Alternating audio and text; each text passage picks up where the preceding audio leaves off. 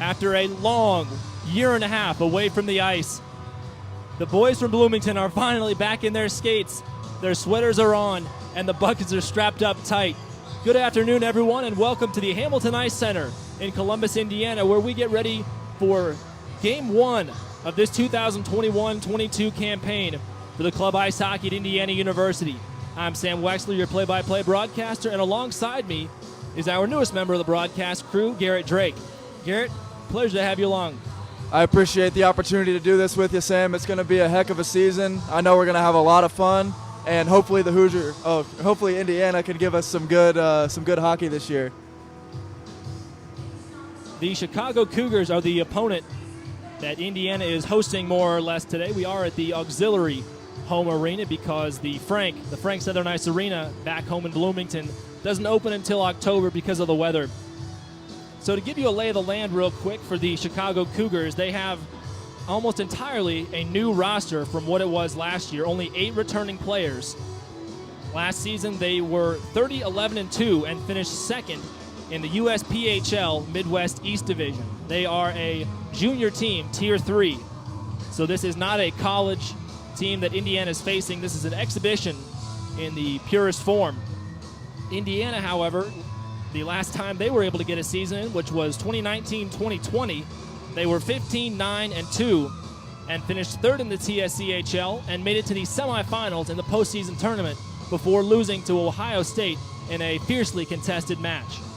Yeah, and just looking at the scores card here, we see Chicago, as you mentioned, played 43 games in their last season, so their chemistry is going to be up there. This Indiana group has a lot of new faces, and we might see it takes them a few minutes to get used to each other, maybe even a couple periods before they play to their full potential, but I think they're ready to go, and I know they've been dying to get back out on the ice.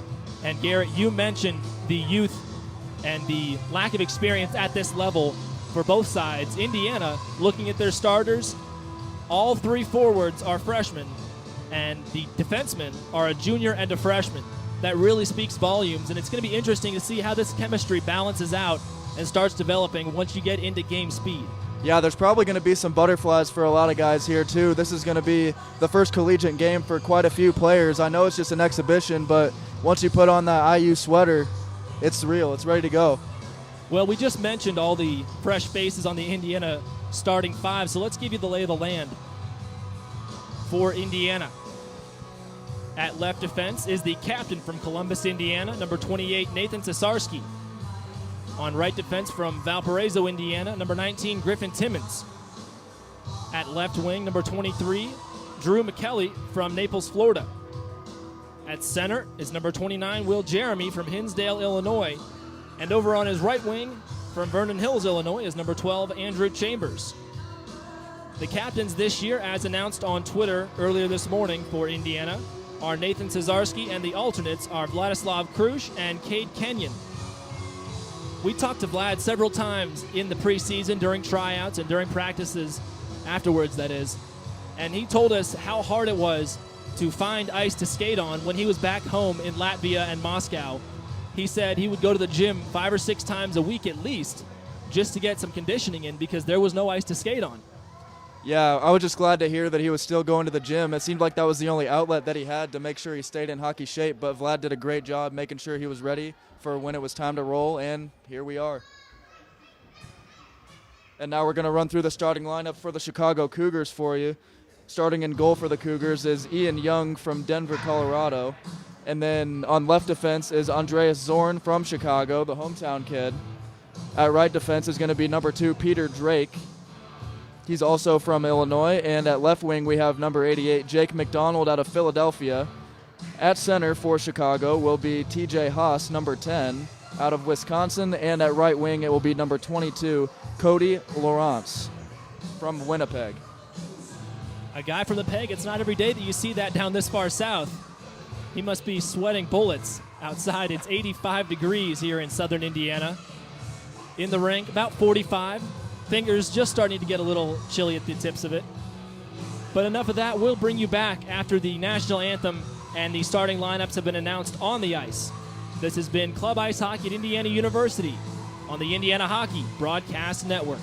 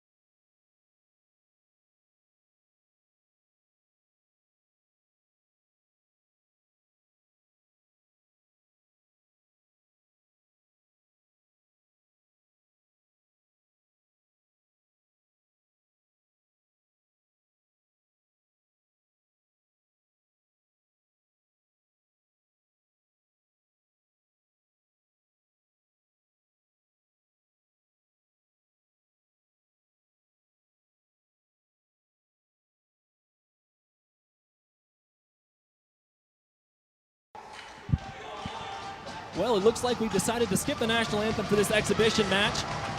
And we are underway from Columbus, Indiana. The boys from Bloomington are in white sweaters heading from right to left. And the Chicago Cougars, the junior team, in green and gold piping from left to right. Over on the far boards, a good push away, shoving Griffin Timmons. He forces the puck back into the corner.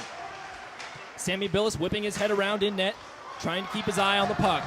A quick D-to-D pass, sliding past the stick of Timmons. He carries it over on the near side, gets buried into the boards, and the puck is dumped behind Ian Young's net. He fishes it out. Quick line change for Indiana already, and an odd man rush a little bit. Poked away by the stick of Aiden Goodfellow just onto the ice, and we've got a whistle blown. We'll see what the referee had as they come to converse in front of the scorer's table. Already it appears the Cougars did not lose any of their legs on the bus ride over. They're flying around the ice here early. And they had pizza earlier this afternoon for lunch. Also impressive. Face-off won in the neutral zone by the Cougars. They dump it around and set up the offense. Shabazz at the blue line loses possession of the puck, and it gets flipped away. Over on the far side, that's number 8, Gertis Palaskis for the Cougars taking it in. He's dispossessed. And now running along the far side, that's 25, Brandenburg. Back into the corner, puck flipped along the crease. A good poke away by Billis. Puck wobbling around over at the left circle. Solowinski, he moves and now is pinned against the boards in a rugby scrum on the far corner. Cougars really hemming Indiana in their own zone. Already a minute and a half gone in the first period. No score as we are just underway. Lots of action going on near the boards here early, Sam. Cougars still on the offensive attack. Forecheck really strong. Shabazz doing all the grinding for his team. He falls down. Finally, Kissel tries to drag the puck out of the zone. He gets it out and is thrown down to the ice. Whistle blown, and it looks like we might have a trip or a hook. We'll have to see what the official call is.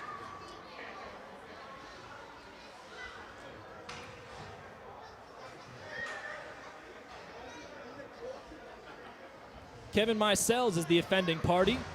No hand signal yet.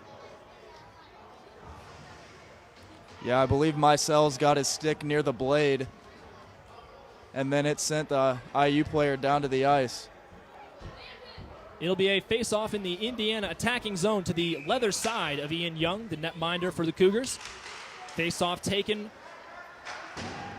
by Offenbach. He wins it, but it's pushed all the way around. It roulette wheels toward Billis. He loses it under his skate blade and will give it up to his defenseman Timmons. Starting D-man Timmons out there with Cesarski, the captain, trying to get some chemistry. Past the length of the neutral zone, cruising in. That's Goodfellow on the near corner. Dumps it down. Kissel picks it up right where he left off. Swinging behind the net. Poked over to Goodfellow and back to Kissel, who gets run into the boards. Face first. Puck flipped off the side of the board. And a wrist shot from way outside. Off the stick of Timmons. Goes high and out of play off a deflection. And we will have a pause in the action. 17:34 to go in period number 1. And Indiana still has a minute and a half left on this power play. First power play of the year for Indiana, and so far they've been able to keep it in the O-zone, which is something that you like to see. They got to get one on net here. Indiana running an umbrella. That's Jack Knoll at the left circle. Throws the wrist shot, but it goes off the skate of Peter Drake. Another big hit and a whistle called as the puck was being fought for behind the Cougars' net. Yeah, it got flipped up onto the back of the net, and then it was just sitting there. Looks like delay of game as the puck came to rest on top of the cage. Face off to the near circle now. Another long wrist shot by Vladislav Krush. And another glove save. So 64 seconds remaining on the 5-on-4. Indiana seems to have their legs under them. Face off taken by Cade Kenyon. Puck stays in the zone. Null tries to get a pass in through. He can't thread it all the way across. Krush loses possession, and the puck gets flipped the length of the ice. Still plenty of time here on this power play to get something going. 47 seconds remaining on the 5-on-4. Krush works the far boards, and a big blindside hit, and a whistle called. Extracurricular activity as well My goodness, a physical game right out of the gate by the Cougars, and they are bringing it to Indiana this afternoon. You took the words right out of my mouth right there. The physicality so far has been astounding. I was not expecting this. 16:51 to go in the first frame. Face off in front of the Cougars bench in the neutral zone. Kissel can't find it, a stick lift, and now Timmons fishes it out of the neutral zone. Sliding back, passing to Goodfellow. And a good dangle as Cesarski charges into the zone. Now over to Offenbach, who's got great handles. He dekes once, twice. A quick shot from close range. Kissel can't get it to go, forcing the issue. Still 20 seconds to go on the power play. Offenbach gets dispossessed and run into the boards. Puck gets flipped the length of the ice. Sammy Billis collects it for Indiana, and just 10 seconds remaining on this odd man push for Indiana. What a move that was by Offenbach to set up the one-timer. It just went wide. Cougars are throwing the body around with reckless abandon. Power play over a shot that goes off the backside of the cage and still in play. 4 minutes of elapsed here in the first period. Keeping it away from his own end is Jack Parks. He pushes it forward now over to the stick of Heffernan.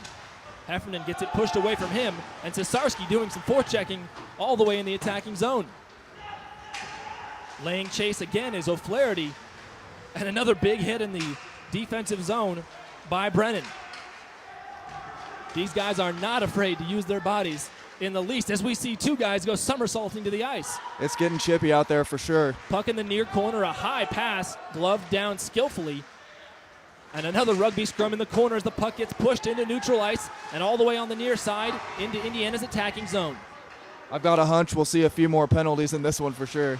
Most certainly. A quarter of the way through this first frame, puck gets knocked all the way 200 feet or thereabout, and that'll be an icing on Chicago as they tried to have a line change. A little bit of a miscommunication, it seemed like. And so far here early, I like what Indiana's been doing. They've been able to keep it in the O zone, especially on the power play, and their defenders are doing a great job of getting back and cutting off the Cougars before they can really get any breakaways going. Meisel's the man charged for the penalty. His team really had his back and covered it well. Face off in the Indiana attacking zone on the far circle, and now the forecheck goes to work. Pinning an Indiana player against the boards. That's Trent Carter doing some work for the Cougars. They finally fish it out of their own end. Alex Arquilla pulls it into the neutral zone, and a wise pass by O'Flaherty. Now we're at the left point. A shot lasered in by Matt McKay. Bodies flying again. Helmets come back on. A quick wraparound in front of the crease. Caruso really going in with hand-to-hand combat, forcing the issue home, but can't get it to go. 14:20 to go here in the first period. Cesarski throws it out of his own defensive zone, and the bodies get smacked against the glass yet again.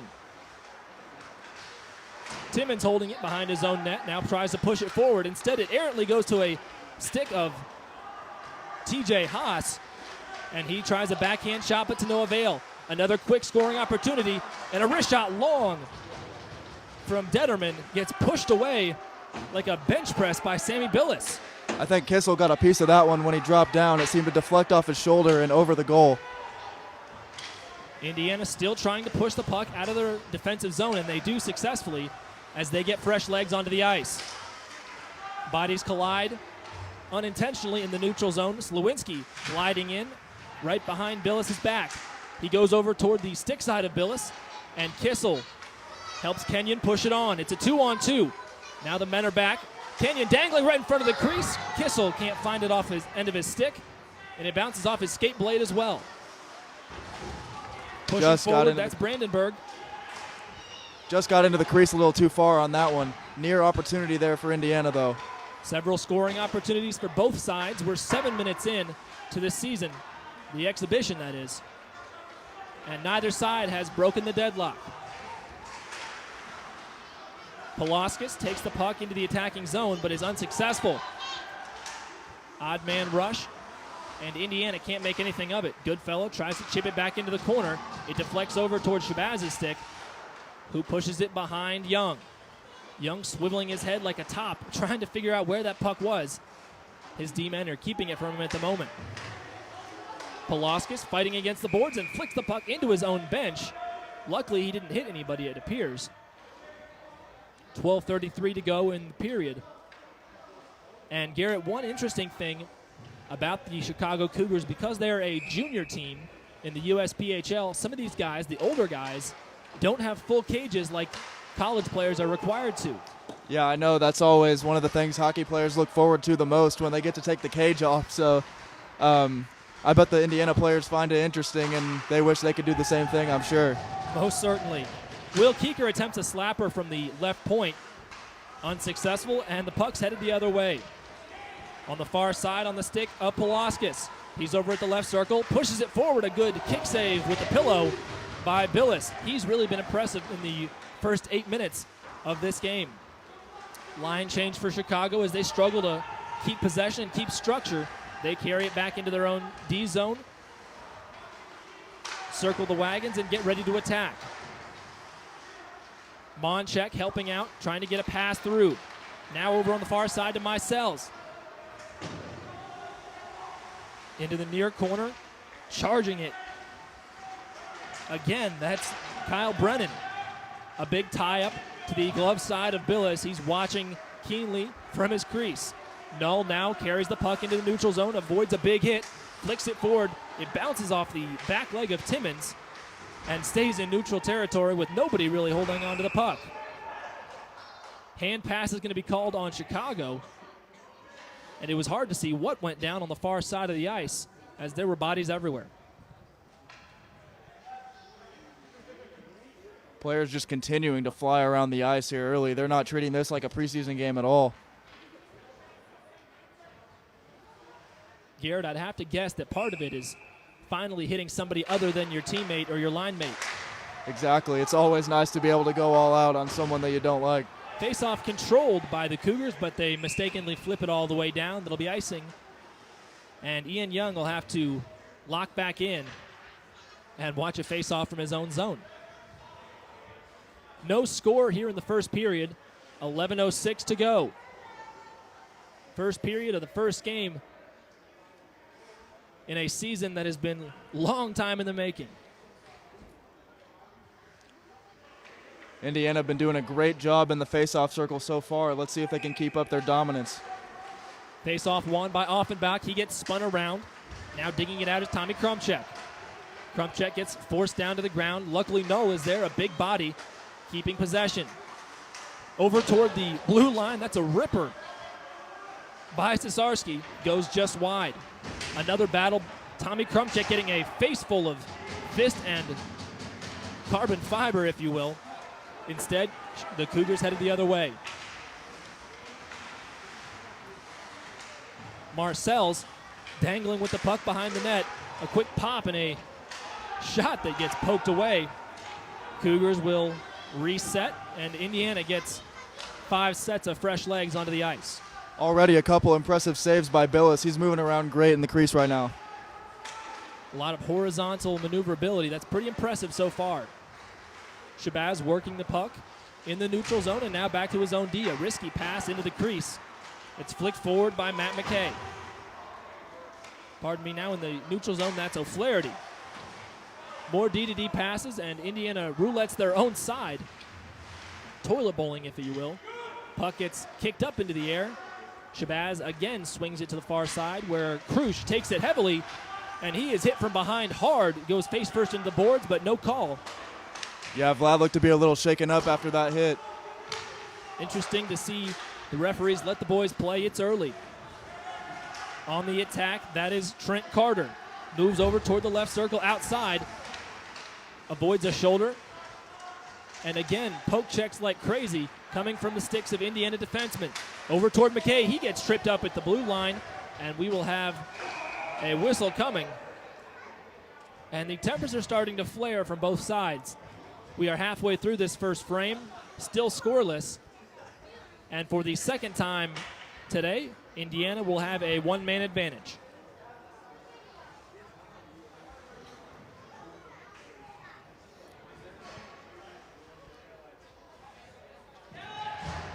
First power play earlier in the period was fairly successful. They got a couple pucks on net, and hopefully here they'll be able to do the same thing and keep her going.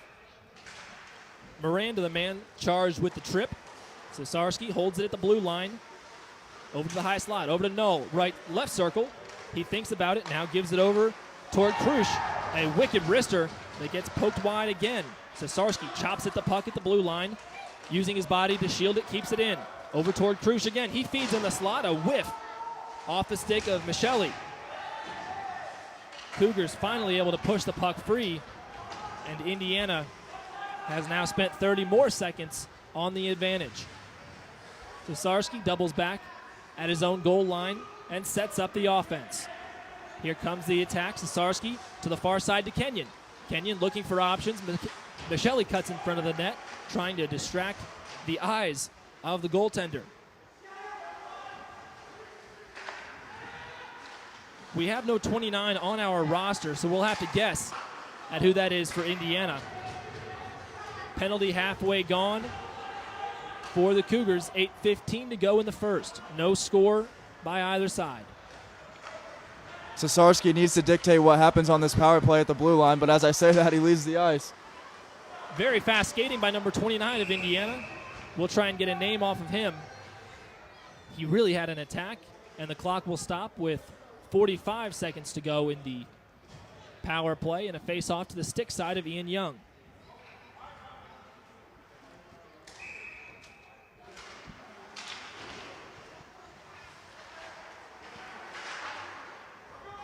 Face-off won by Indiana. They pin it against the boards. Offenbach circles back to the left circle. A high shot into the corner gets gloved down by Young, and Offie gets a body on top of him. Half a minute to go in the 5-on-4. Cougars getting new guys onto the ice to catch their breath. That shot by Offenbach just wide on the right side again. Every shot that the Hoosiers have missed has gone to the right side. Face-off controlled by Chicago. They toilet bowl it out of their own end, but Goodfellow is there to stop the momentum. Now they do get it out of their own end. Half a minute to go on the power play for Indiana. 7:35 to go here in the first. Offenbach cruises into the slot and tries to dangle around a defenseman, but it's poked away. 7 seconds now, and Billis is caught napping. He tries to push it away, and that'll be the end of the power play. Indiana unsuccessful on 2 straight man advantages. This last power play wasn't nearly as productive as the last one, but they've got a break here. Indiana carries it into the zone. Off a deflection, the shot goes up into the ceiling, and we'll have a stoppage in play with 7:07 to go here in the first. One thing that's unique about the Columbus rink as opposed to the Frank is the ceiling here is much higher. The Frank has rafters that are just about 32 feet above the ice, and frequently the puck hits the disco ball and glass shatters, and they have to clean it up. Face-off taken by Matt McKay of Indiana. He wins it, but the puck gets knocked out of the zone. Krush vacates and then heads back in. Pass on the near side over toward the stick of Cody Larenko. A pass gets stolen at the blue line again by Larenko. He's everywhere on the ice right now. He flicks it 100 feet and climbs over the bench to get a replacement. The play of the D-men really dictating what's going on in this game for both teams thus far. They just can't get near the net.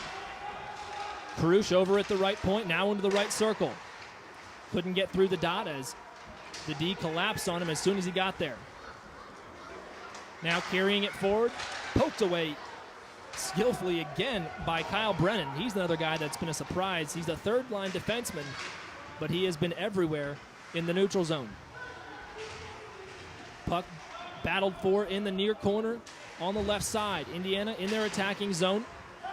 6 minutes remaining in the period. Coming up to poke the puck away is Brennan again. That was a great shift for O'Flaherty on that last time. He was all over the place. Puck bounces in front of the crease off a weird deflection. Billis can't believe it. And that's how this game starts the scoring. Chicago gets a fluky deflection goal, and it is 1-0 to the visitors from Chicago.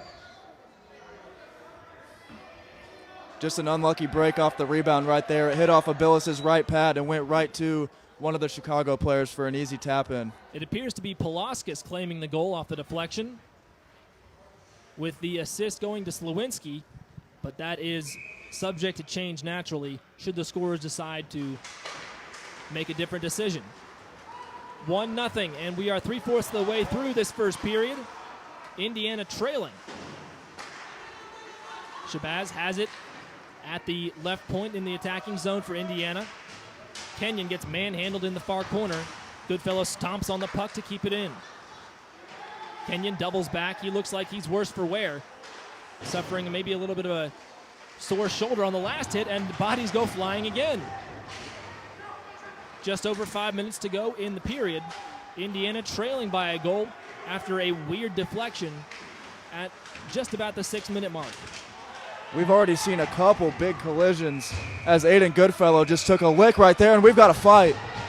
My goodness, the gloves came off. I can't tell who's at the top or the bottom of that scrum, but there were legitimate punches being thrown. That's Shabazz down there. Alex Shabazz is the grinder. He will take mess from anybody. He is willing to go into the corner, and it looks like he might be leaking a little bit as he straps back up. The man on top of the pile is number 16, Kevin Cost. I tell you what, he got Shabazz on the ground, and he just started wailing. Fortunately for Shabazz, he had the full cage, so I don't know if his face took much damage. But wow, it's getting electric in here. My goodness. Indiana talking to each other, trying to calm each other down. Shabazz, for some reason, will head to the bench, even though he was the one on the bottom of the pile. And it looks like he might be getting a game misconduct for throwing punches.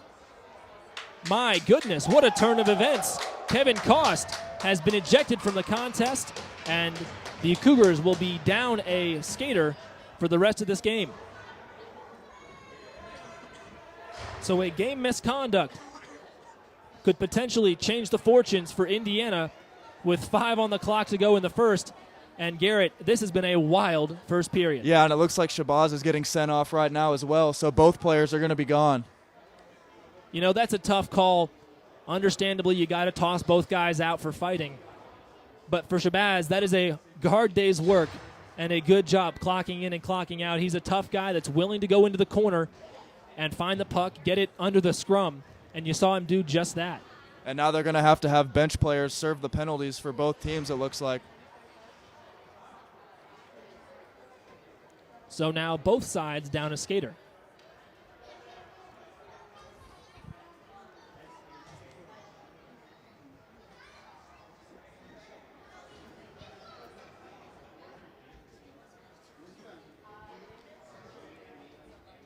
The referee's still trying to sort out the madness that just took place in the Indiana corner. We've got 5 minutes and 5 seconds to go here in the first period. It's a 1-0 game. Chicago with the goal off the deflection. And I'm not sure. I think Indiana might get a power play out of this.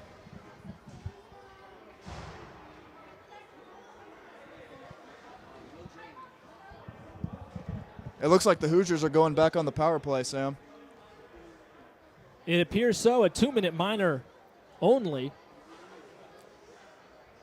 And although Cost's number has been put up onto the board for the player responsible for that penalty, he will be off the ice with his bucket off and his pants unstrapped, and a teammate will serve it in his place. Another power play for Indiana. This will be the third power play that they have at their disposal. Cesarski throws a wrist shot on it, bounces off the skates of a couple players. Michelli swings around the corner. Back to Cesarski at the high slot. Uses his body again. And over in the attacking zone corner, that's Chambers. And going back to the fight, we really saw that boiling up from the beginning of the game.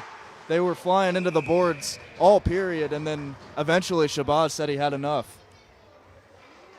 Whistle blown with 4.5 to go in the period, and 90 seconds remaining on the power play. Fresh skaters on for both sides. Face-off coming to the Wood side of Young. He has not allowed a goal thus far. Face-off won by Indiana. Holding it on the glass is Cesarski. He gets flipped around, but gets back onto his skates. Sliding from point to point, thinks about a pass. Now over to Kenyon, who throws a high shot off the glass. Nearly hit the target. He gets it back. He's tripped up, pushes it to a teammate in the crease. A weird deflection again. Slapping at it is Kissel, who gets a cross-check in the back, and Kenyon fishes it out of the corner. I'm surprised there wasn't a call on that one either. Looked like that could have been a trip.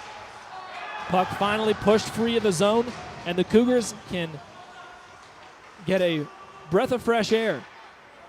50 seconds to go on the 5-on-4 for Indiana.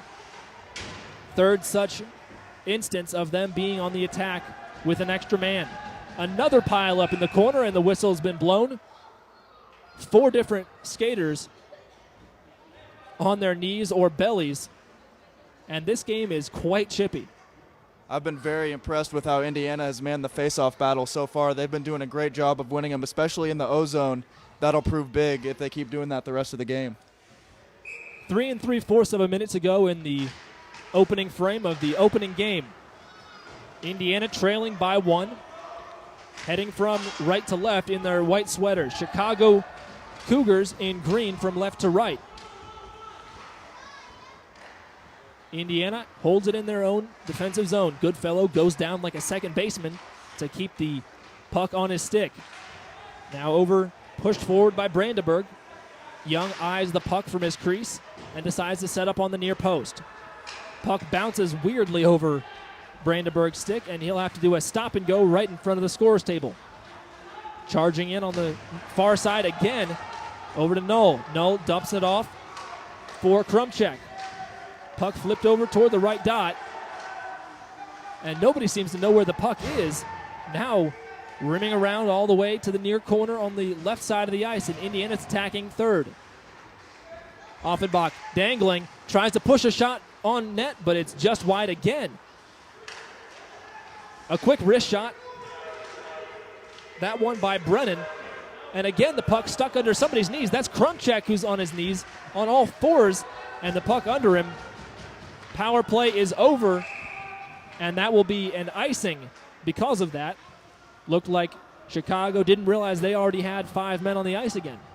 Indiana's been able to get close to the crease numerous times this period. They just can't get the puck on the net. Scoring chances, yes. Shots on goal, no.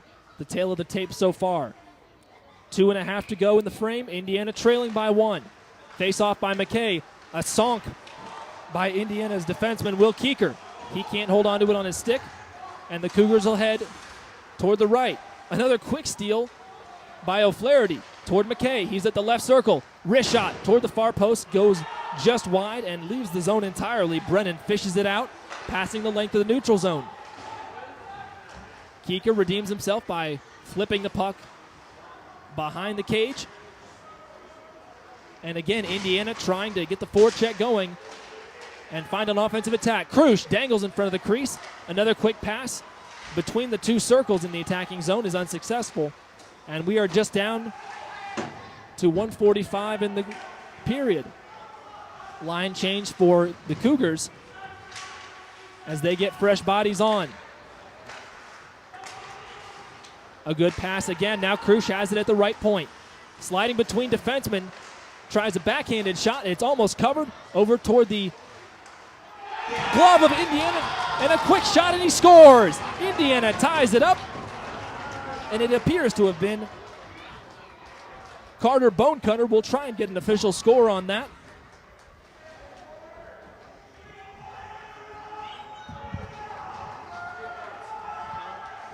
Carter Bonecutter will be credited with the goal.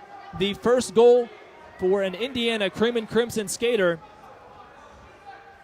since February 22nd of 2020. And as we mentioned a couple minutes ago, you just got to get the puck on the net, and sometimes good bounces like that go your way. We've got a tie ball game now. 1:20 to go in the period. It's all square. Here comes Bonecutter again in the neutral zone. He gets twisted around, and Kenyon tries to toe the line, but unsuccessfully. Cesarski sets up shop at the left point. Kenyon picks up the loose change. Now over to the far side. On Griffin Timmons' stick, he lays the body around. Puck pushed forward. TJ Haas tries a dump and chase. Man handles Kenyon again. this puck is really not laying at all. And here comes Timmons on the attack, the near side. Tries a dump and chase, hit from behind, goes down to his knees, gets right back up, and lays a body into a Cougar player. And Jeremy fishes it out of his own end, flicking it back toward his partner, Goodfellow. Bonecutter had 2 goals in Indiana's previous season, and it's nice to see him getting the score sheet early as he is the first Indiana player to notch one in the goal column. 20 seconds remaining in this first frame. Score still tied. Billis puts his glove up, appearing to want to get the puck, but again it's over toward Will Jeremy. He stick handle, shoots and scores! A wrist shot from the right circle, and Will Jeremy is on the score sheet for the Cream and Crimson of Indiana. 2-1 with 7 ticks to go in the first frame. Indiana roaring back to life. Ian Young's got his hand on the goalpost right now as Jeremy just hit him with a little toe drag and put it top shelf. Great play there. So, barring any fluky shot from center ice, Indiana will go into the first break of the season up 2-1 off an odd bounce and a fantastic wrist shot in traffic by Will Jeremy. 2-1 the score after 20 minutes, and we'll get a fresh sheet of ice and fresh legs as both sides head to their respective locker rooms. Garrett, what were your thoughts on that first period as a whole? Well, really, Indiana did a great job of controlling the offensive zone for most of the period. They just weren't getting enough shots. And then finally they started getting the puck off their stick, and just like that, they got 2 goals on the board. But also the physicality of this game really took me by surprise. I mean, they're going to have to get the ice baths ready for the first intermission, that's for sure. There are going to be ice packs on shoulders, knees, and hips. Pretty much any joint, you name it, somebody's going to have a sore spot. And as we get ready to take a break, don't forget, Garrett is going to be hosting the first intermission show from right here at the Hamilton Ice Center in Columbus, Indiana. After one frame, Indiana on top. We'll be right back. This is Club Ice Hockey at Indiana University on the Indiana Hockey Broadcast Network.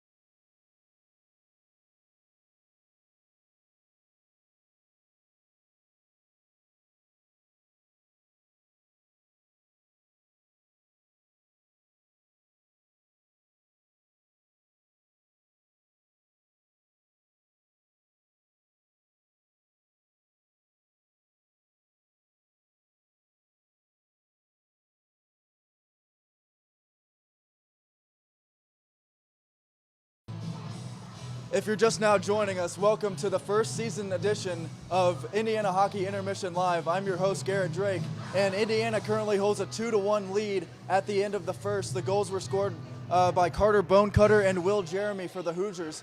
Jeremy able to put them in front with just 8 seconds remaining in the period. It's been chippy ever since the opening puck drop, and Alex Shabazz and Kevin Kost both got sent off, so each team getting a game misconduct. Indiana got a power play after that incident, and they were able to capitalize on that and score. And really what Indiana needs to do to be ready for the second period is come out and know that it's going to be a chippy game. It's going to be aggressive. I don't know if anybody expected what we saw in the first, and if you're just now joining, you're definitely going to want to stick around and make sure you watch the second and third, and we will see you after the second.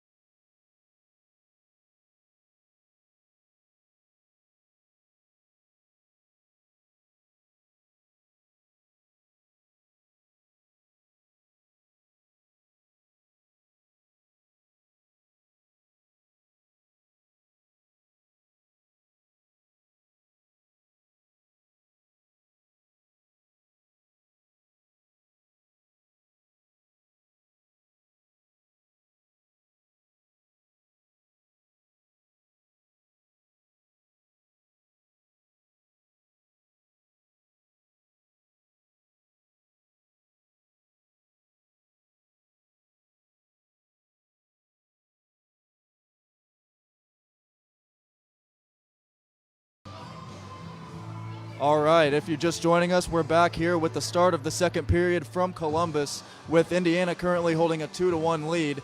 I'm Garrett Drake. Alongside me is Sam Weixler. We're going to switch our duties here for the second. Sam's given his voice a rest. As you know, it's getting close to allergy season and flu season. It's rough on everybody. Well, Garrett, another part of the problem is it seems everyone on campus here in Bloomington has some sort of sniffles, myself included. I've been lucky enough to dodge that so far, but hopefully I don't jinx myself. Well, you didn't dodge the sunburn, I guess. No, I did not. It was a bad one over at Memorial Stadium yesterday. It was beaming. An absolute scorcher. And unfortunately, we didn't get the result we wanted either. But if Indiana can win today, that'll make it a little bit better.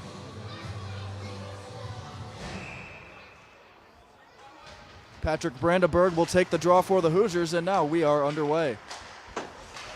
It's played forward into the Indiana zone and taken there by Jake McDonald for the Cougars. They wrap it around behind the net, and now McDonald will corral it where it's taken there, and here comes Indiana.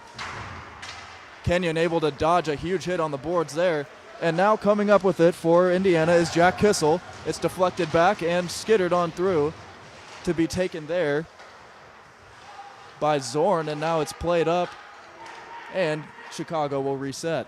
Looks like Cesarski was trying to stand on the puck in the neutral zone to keep it there. Griffin Timmons, the first-year player, had the puck there, and now it's flipped on net and played into the corner. A big hit on the boards there. That was big Cody Lorenko for Chicago with the hit. Indiana's defense has been flying all over the ice so far, really making a difference in the game. That puck flipped up, and now it's back down on the ice where it belongs. And a shot on goal saved there, as it looked like it hit off the glove. That was Billis making the save there, as that will go down as a shot on goal. And now we've got a 2-on-2 here. Good defense. Oh, it's saved by Billis, and he gets it again. And now does he have it? Looked like a stop, and then some altercations to the glove side of Billis.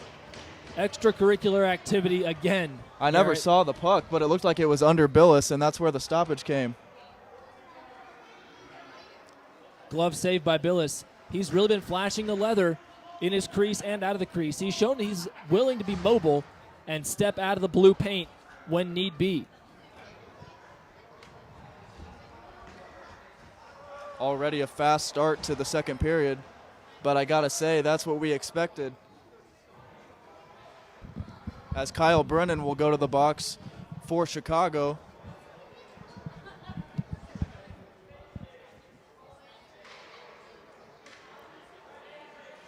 The officials discussing something, and now it looks like we're ready to resume this game. It appears to be matching minors in the bench. Kyle Brennan for Indiana is sitting tight for 2. And for the Cougars, well, we don't have a 4 on our roster sheet. The roster that we were provided with, really we had to find it ourselves, but it was proven to be inaccurate, so we're doing the best we can to get these names right for everybody. And now the officials are going to gather and discuss even longer. Well, now we're not quite sure who's in the box. We'll have to check the scores next to us. Either way, it's matching 2-minute minors. I think it's Kenyon in there for the Hoosiers. I'm pretty sure it is. Oh, no, 14? Which we also... Should be Brennan. Yeah, you're right. Brennan in the box for Indiana. And I believe it is... Palauskas again. Yes. Speaking of, Cade Kenyon will take the draw here. 4-on-4. And it's played back and taken there by Trent Carter. Taking it back into the D zone. Now he slings it over. And they'll play hot potato with it for a little bit until Indiana backs off.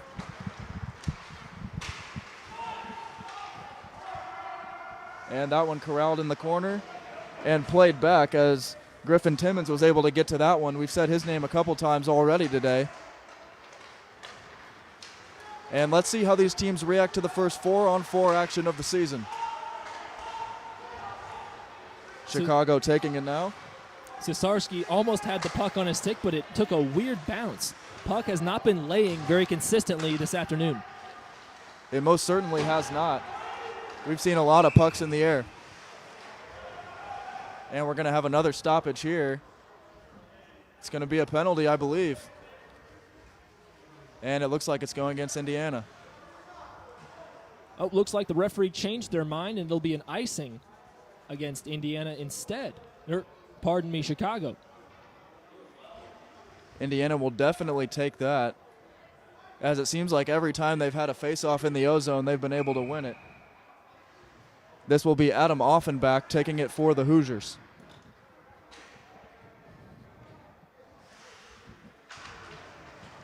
The face-off goes into the corner where it's corralled there by Chicago and played forward. It goes right back, and a shot on net that goes just wide.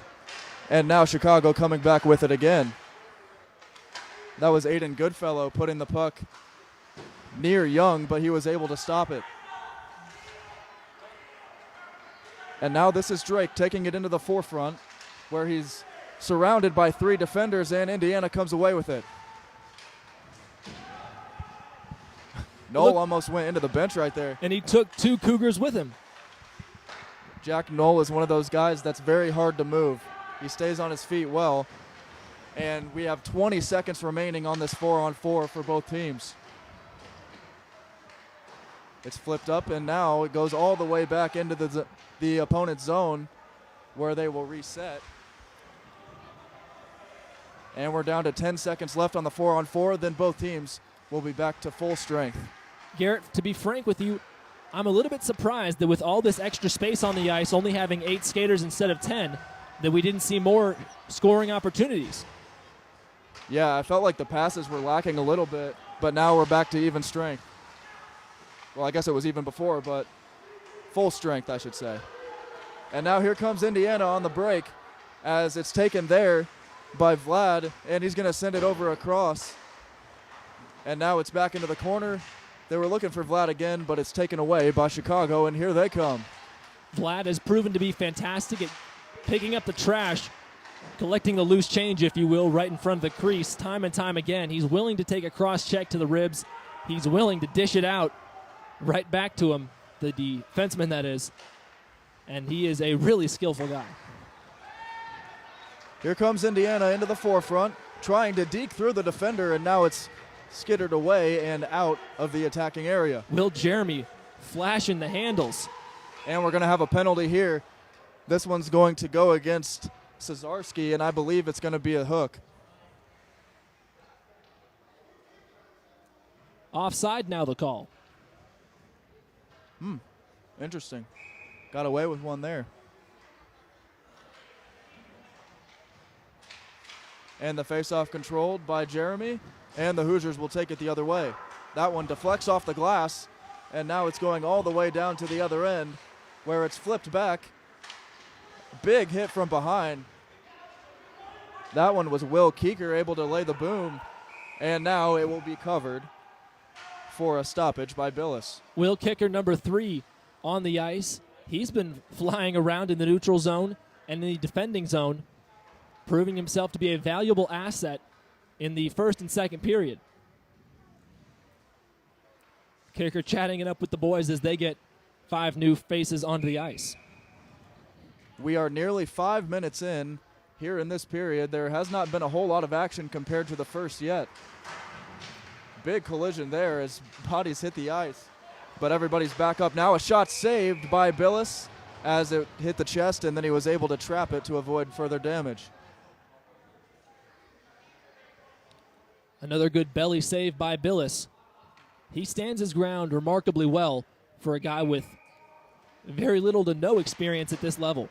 Face-off controlled by Offenbach, and now they will try to get it out. It's taken in the corner and flipped back up, but it's corralled, and a big hit again as Knoll able to get him from behind, and Indiana comes away with the puck.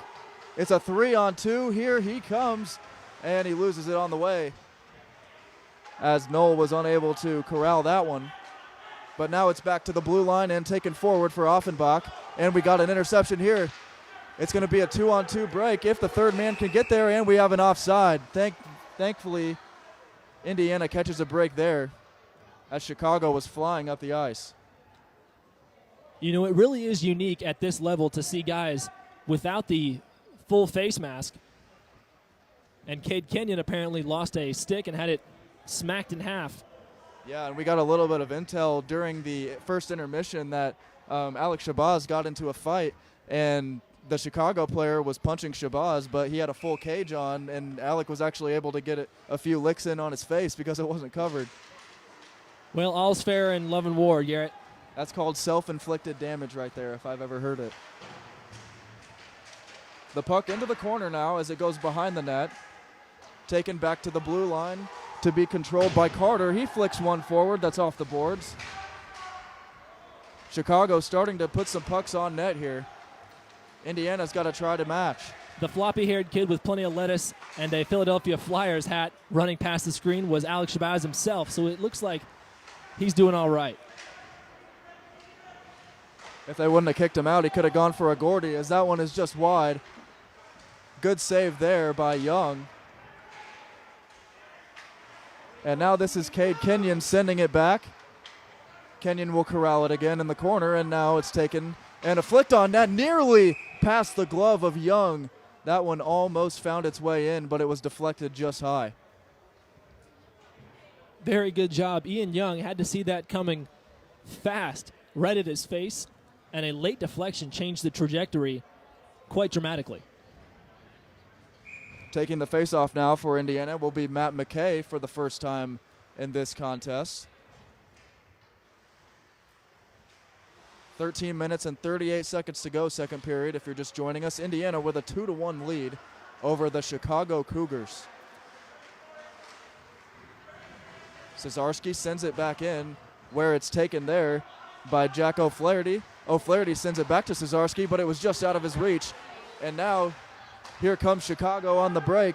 This is going to be Pulauskas sending it over, and what a save by Billis. He is making an impact on this game early as that one went off the arm. Here's a shot flipped in, deflected, and it's just off the stick of O'Flaherty. He almost had a tap in. And this one will be an icing.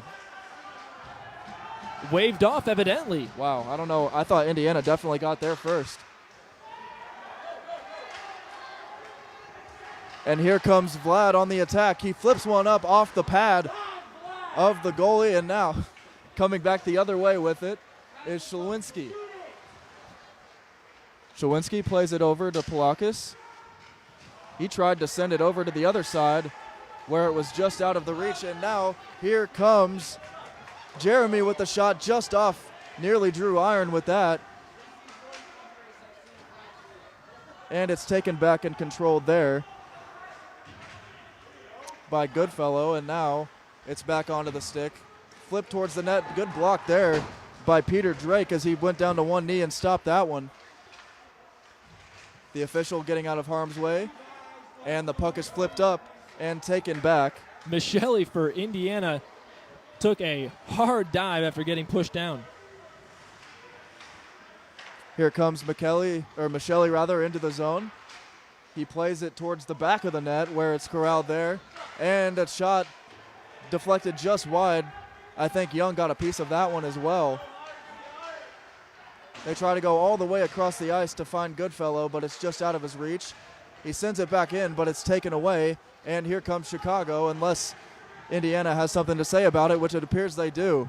We're down to 11:25 to go, second period, if you're just joining us. Indiana continuing to lead, but not by much. Indiana caught off guard during the long change here in the second. Only had two men back. A battle for it in the corner, and it's taken out. A good stick move there. That was Tim Bowden able to dangle through the defenders. And now Indiana able to control it. The puck is sent flobbering across the ice now. And it's off the boards, taken by Indiana if they can get their stick on it. Back in behind the net. Here's a shot opportunity that was just wide as John Hefferman got that one. And now here comes Jeremy for the Hoosiers. He was almost able to get on net there, but Chicago able to control, and here they come again. Morandi flips it up where it's taken behind the net. A good play there by Offenbach with the deflection. And we have another flying puck. It's going to be a breakaway here. This is Jack Knoll for the Hoosiers deking in, and it's just wide off the pad. A big collision there as Tommy Krumschick hit the deck. Krumchek landed right on his tailbone pad, thankfully. That's probably one of the best inventions for hockey players, as that would cause a lot of damage on ice. A battle for it behind the net as Knoll is tied up, and now the puck is flipped up off the top of the glass, and it's taken there. Again, it's up, and now we're going to have a delayed penalty here.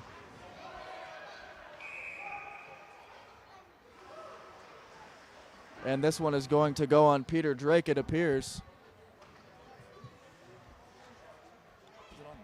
Tommy Krumchek talking to the referees incredulously. Can't believe that he's been called. But regardless, he can't plead his case, and he'll be found guilty for 2 minutes. Yeah, I didn't really see anything there that looked that bad, but Krumchek finds himself in the box.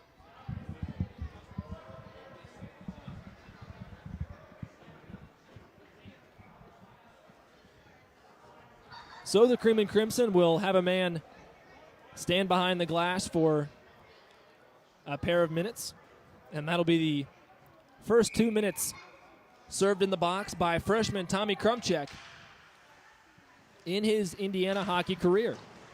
The first power play of the game taking place now for Chicago, as we're going to see what they can do with their man advantage unit. This one sent towards the net, deflected, and luckily Billis was able to stop it.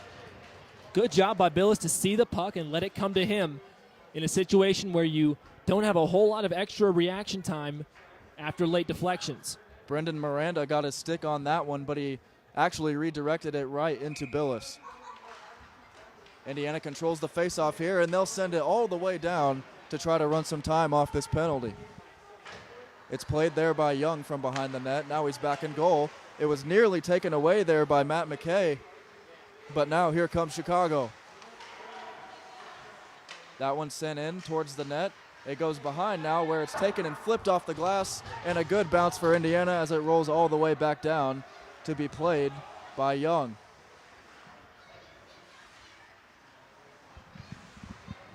Eight minutes and 50 seconds to go here in the second period. Chicago on the power play for the next minute and 10 seconds. That one goes wide of the net, and it's taken at the blue line there by Trent Carter. He flips it over. Here's Hartline with a shot grabbed with the glove by Billis. And Miranda is getting in there amongst the trees, and it seems like he's talking a little bit. Well, Garrett, to be honest, considering we had little to no information on either team, just due to the youth and inexperience of both clubs, this has been a well-contested match. It has, and I think they were expecting that going in. Obviously, with a junior team, you never know what you're going to get, but Indiana's been putting up a great fight so far, and they have the lead. We're down to 50 seconds remaining on the power play for Chicago. Haas flips it in, and it's nearly ricocheted in net. Good save there by Billis with the pad, and now it's taken back out to the blue line and flipped into the corner. Chicago has yet to start a cycle on the attack, and they won't there either. A good play by Aiden Simino to poke that one away, and he flips it all the way down to use more time, and now they signal the 30-second warning on this penalty. Taking it in is Haas. He flips it over to the far side, where it's corralled there by Jake McDonald. McDonald sends one over that was deflected near the net by Parks, but it went just wide, and now that will do it for this penalty. The IU penalty kill unit doing a great job there to avoid any damage. Now taking it the other way is Haas, and he's nearly got to that one after the blue line, and he would have had an opportunity to do more there. Along the near side boards now, it's flipped in, and it will be corralled there by Cesarski as he will flip it high off the glass and all the way down for an icing. That's a tough call. It looked like it was deflected, but the referee evidently saw something different.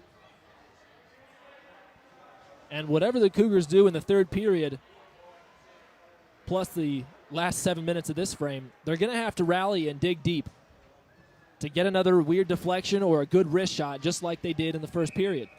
As Sam mentioned, there's 7 minutes and change remaining in this one as IU wins this faceoff in the D zone, and they're able to flip it up off the glass. And now a battle for it, and coming out with it for Indiana is Andrew Chambers. Chambers sends it back over, now gets it back. And that one off a skate of a Chicago player, and now they go the other way with it. Going in is Pulaskis. He sends it on net, and it's grabbed off the glove of Billis, and we've got a stoppage. It looks like the officials might discuss this. Looks like they're trying to come to a consensus as to why the whistle was blown. I don't know if they thought Billis had the puck in his glove, but it actually deflected off of it. Looks to be just a case of the officials losing sight line of the puck. And now coming away with it for the Hoosiers is Will Keeker. He will send it back down in, where it's taken there and sent over by Chicago. A good check there on the boards. That was Jeremy, who scored a goal earlier for the Hoosiers.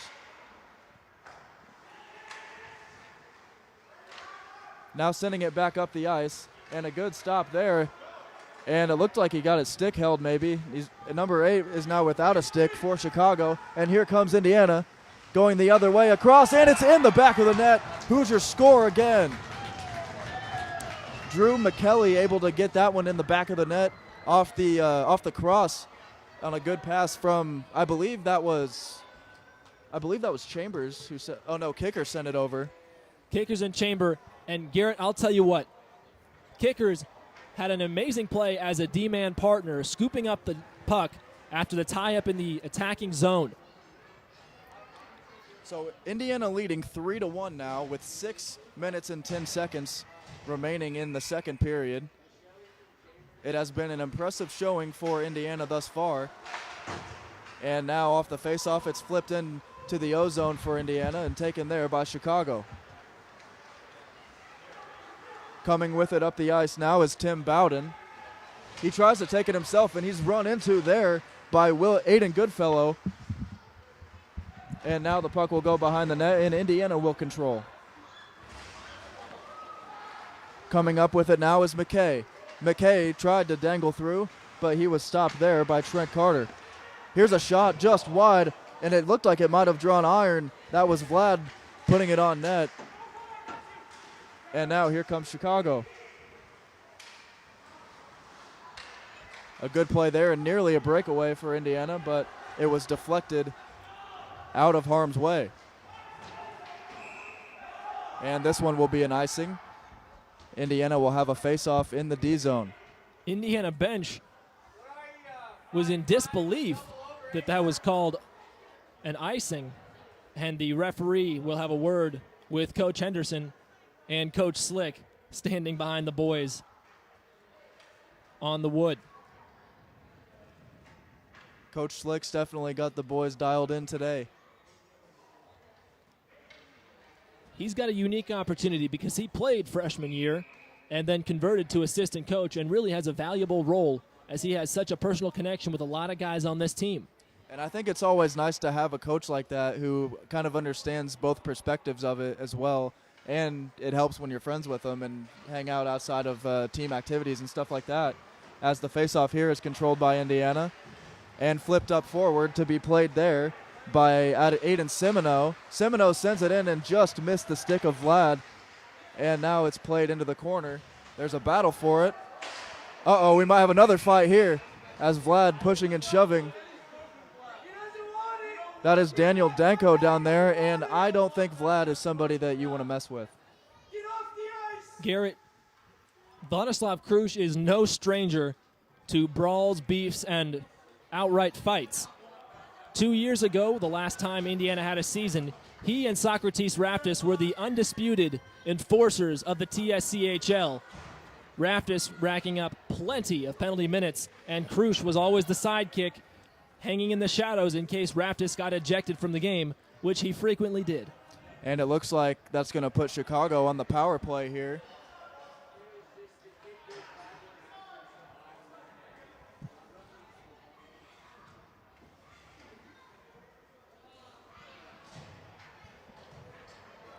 As now Jeremy will take the face-off. And Indiana needs to win this one to try to get the puck out, and they do. It was nearly grabbed out of the air there by Danny Detterman. We're down to under 5 minutes to play, second period. Indiana leading 3-1 if you're just joining. And he is slammed into the boards there by Griffin Timmons. Timmons showing his aggressiveness, and that puck sent back where it's played by Young out of the net. Young leaves it off for Peter Drake, who's going to let the offense try to assemble and now take it up the ice. This is Hefferman with it now. Hefferman sends it over. It's deflected there. A good play by Aiden Goodfellow to get in the way of that one. And now there's a battle for it with Goodfellow and Hefferman. Goodfellow hits the deck, and now it's sent back towards the corner. and controlled there by Chicago. At the blue line, this is Detterman sending it in, and now it's taken out in a great play to send that one off the boards there by Drew McKelly. And we are down to 3:45 remaining second period. And what has been a barn burner so far, but Indiana continuing to lead. Also just 40 minutes remaining on this power play for Chicago, as the Indiana penalty kill has really done a great job so far tonight. Let's see if they can do it for 30 more seconds. More timber down on the ice. Somebody's got a broken stick right in front of the Chicago bench. And that puck was sitting on top of the back of the net, so we will have a stoppage here. 27 seconds remaining on the power play for Chicago. 3:24 to go in the second period. Again, a little bit of confusion. The officials trying to agree on what the call should be and where the puck should be dropped. This game has gotten somewhat chaotic in the second period. Couple substitutions for Indiana as Cesarski comes back onto the ice, along with Griffin Timmons, rather. And these last 27 seconds will prove very important for the outcome of this game if Indiana can kill this penalty off. Cesarski flips it up, but it's deflected there by Miranda, and now he will chase it behind the net. And Cesarski just sends people flying into the boards, as he is a big body to have out there. Coming up with it now is Timmons. Timmons flips it forward to be left off, and it's grabbed by O'Flaherty.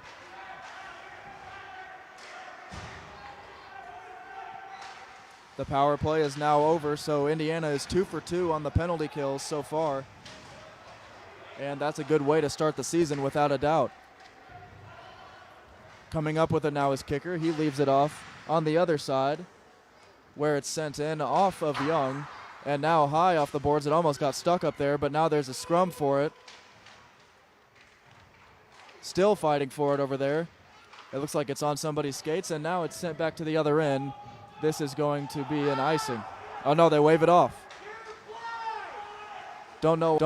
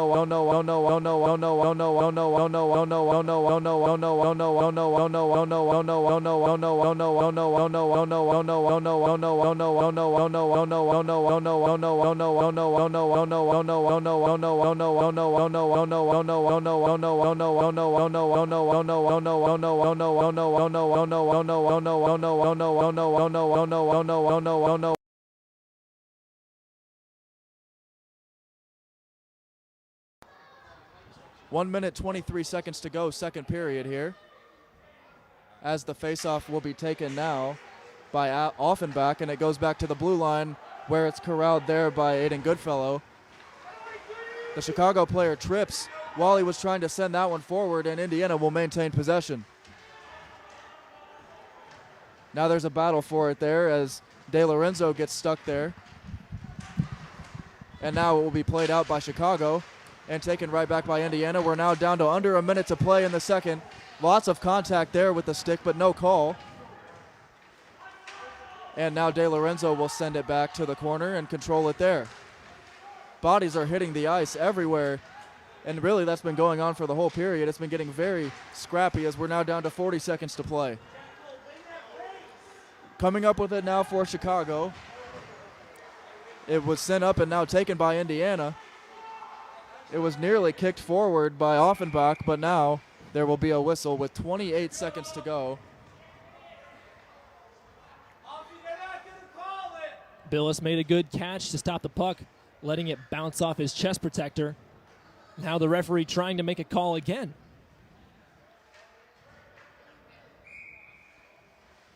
28 seconds remaining in the second period here from Columbus. Chicago versus Indiana in the first hockey match of the season. That one sent forward, a slap shot from the blue line by Bowden. And now here comes the Indiana with it the other way. It's taken away and crossed over by Polokas and nearly put in the back of the net there. That was Galino with the opportunity. We're now under 10 seconds to go, and that will most likely do it for this period unless Indiana can get a breakaway. It's picked up there and dropped by Cesarski, and that will do it.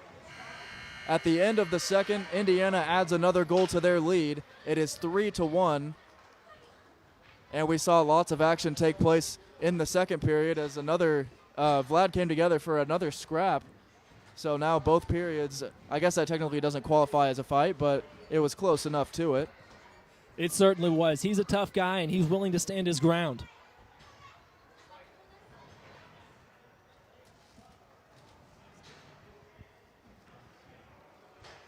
We'll send it back before the intermission show in just a few minutes. After 2 full frames here in the Hamilton Ice Center in Columbus, Indiana, it's the Cream and Crimson 3 and the Chicago Cougars 1. This is Club Ice Hockey at Indiana University on the Indiana Hockey Broadcast Network.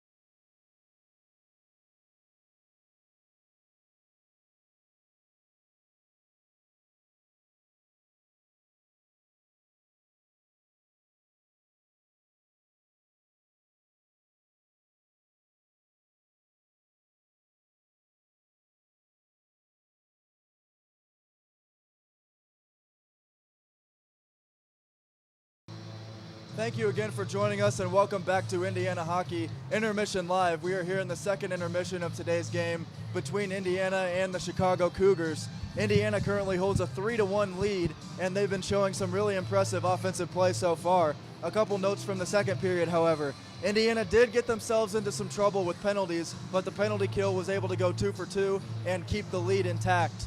A goal was scored by Drew Michelli for the Hoosiers to extend the lead, and as well, Vladislav Krush has been setting the tone with the physicality. Indiana's been getting pushed around a little bit, but he let Chicago know that they were not going to take that for an answer, and he got in their face to show we're not going to get pushed around like that. And also, there's been impressive play by Indiana's goaltending so far. That's Sammy Billis, who got the start today. He's only let up 1 goal, and he's had a few saves last period that definitely could have gotten through, and Indiana still leads 3-1.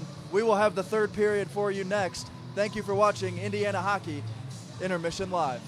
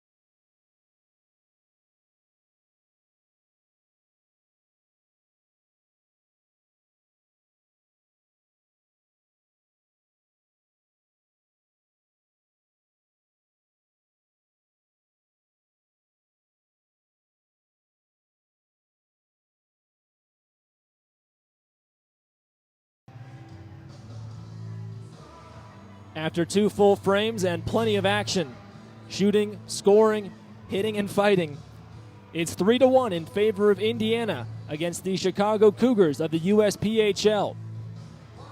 Welcome back to Columbus, Indiana, the auxiliary home of the club ice hockey at Indiana University. I'm Sam Weixler, your play-by-play broadcaster, and back with me again is Garrett.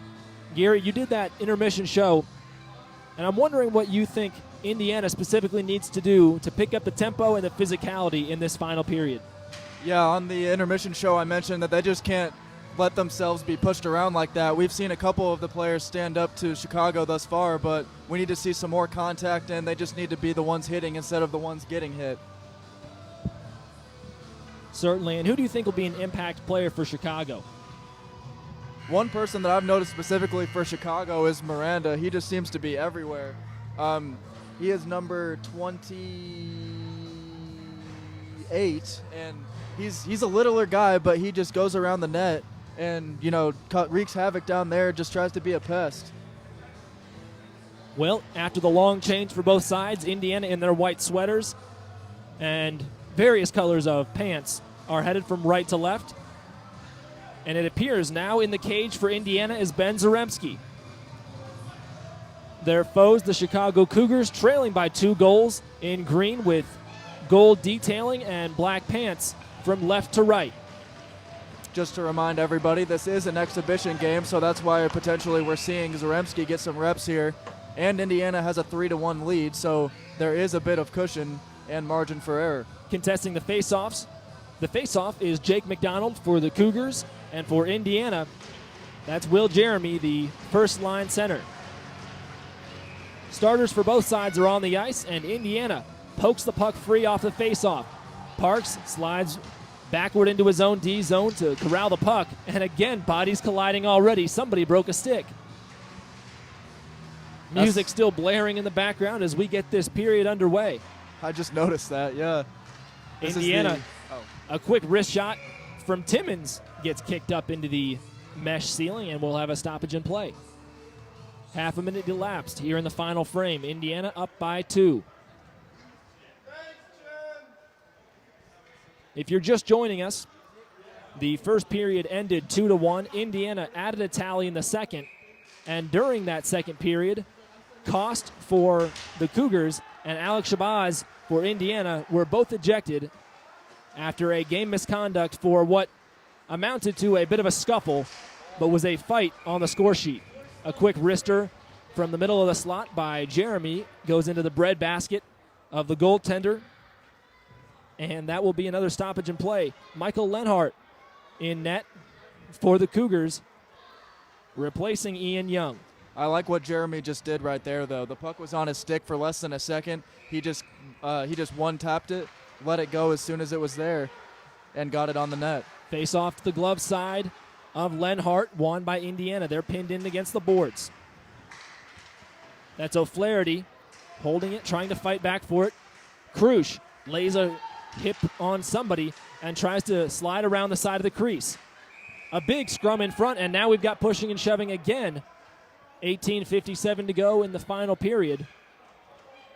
And this has turned into a mean-spirited game with the physicality level that we're seeing.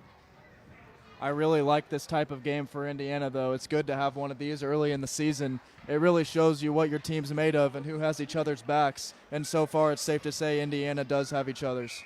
When you're this young and have this little playing time with each other like Indiana does, sometimes you have to get kicked in the leg or punched in the mouth to get your boys going. The Cougars take the puck into the attacking zone, but it's dished out by Indiana. Misplay by Lenhart in front of his own net, off to his stick side. Almost had a big accident there.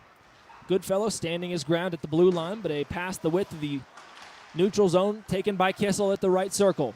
Dumps it backward toward Kenyon, who's held up by Slinsky. And now heading from left to right is Detterman of the Cougars. Another big hit, a shot from point blank, is stuffed by Zaremski. He stands his ground well on the front post.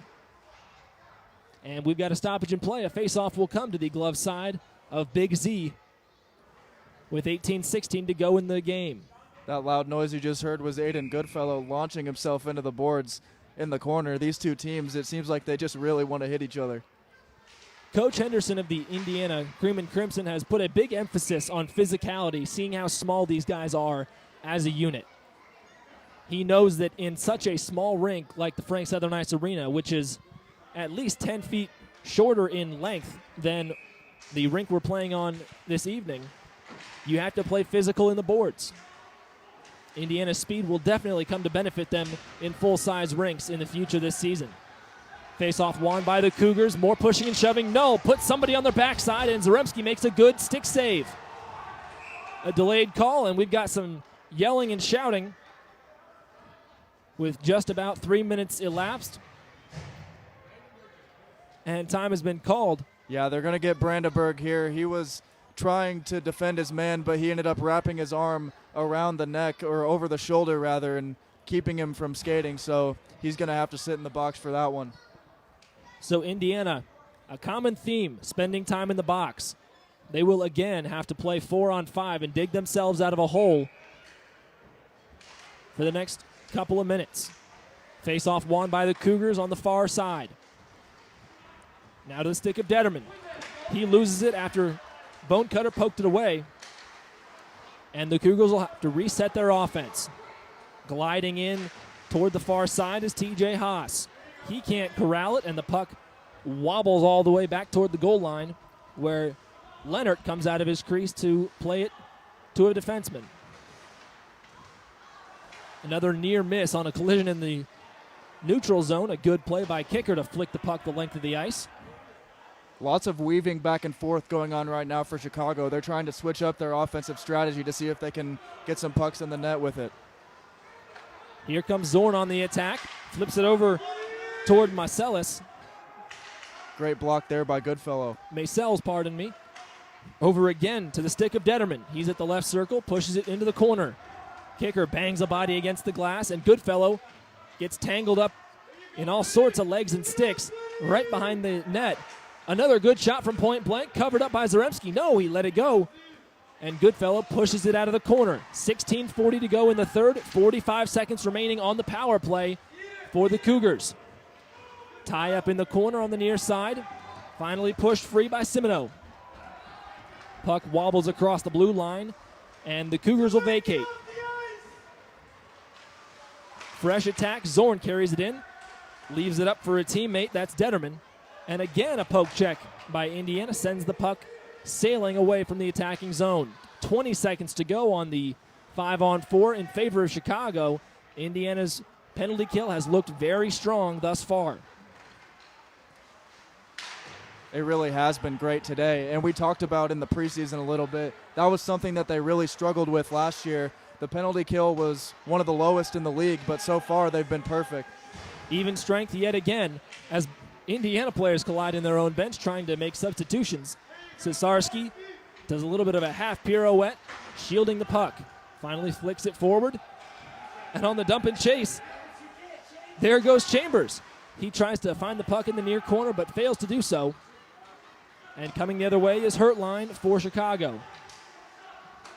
A little bit of a stick check. Michele deflects the puck. And Zaremski opts to lay down on it, and he gets snowed by Alex Arkia, who gave Zaremski all kinds of precipitation right to the face. And he knew what he was doing there, and the Indiana players let him know you're not going to do that down 3-1. Especially, you shouldn't do it ever, but especially when you're losing. On the road in an opponent venue, trailing by 2. Indiana up 3-1. 5 minutes have gone off the clock here in the third. Kissel plays the puck toward O'Flaherty. O'Flaherty now over to Kenyon, who was offside by half a stride maybe. Just off on that one. And will take a face-off in the neutral zone. That would have been a good opportunity, too. It seems the demeanor of Coach Matt Henderson in his first year as the head coach for the Club Ice Hockey at Indiana University, he's been pretty even-keeled, all things considered. He did play for Indiana in 2008 when the team went to the national championship and was defeated by a small margin. Kenyon gets thrown to the ground but slides back onto his blades, trying to dangle around an opponent.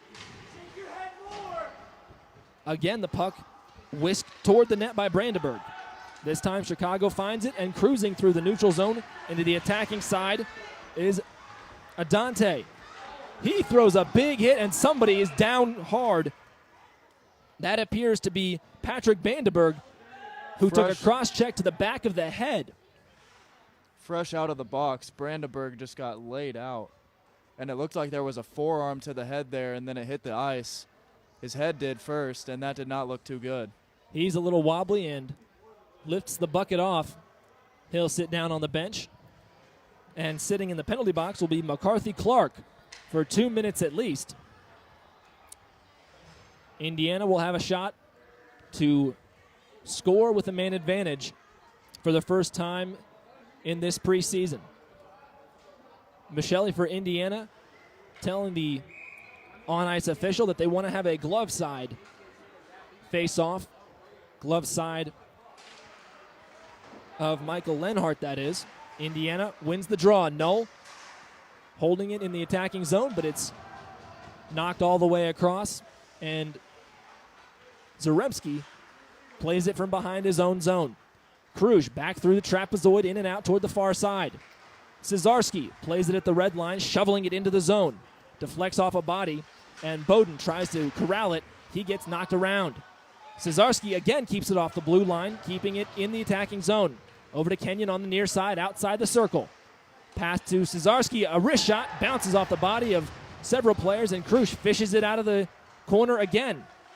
Sustained attack for Indiana. 1:17 to go on the power play. Kruge dances around just outside the right circle.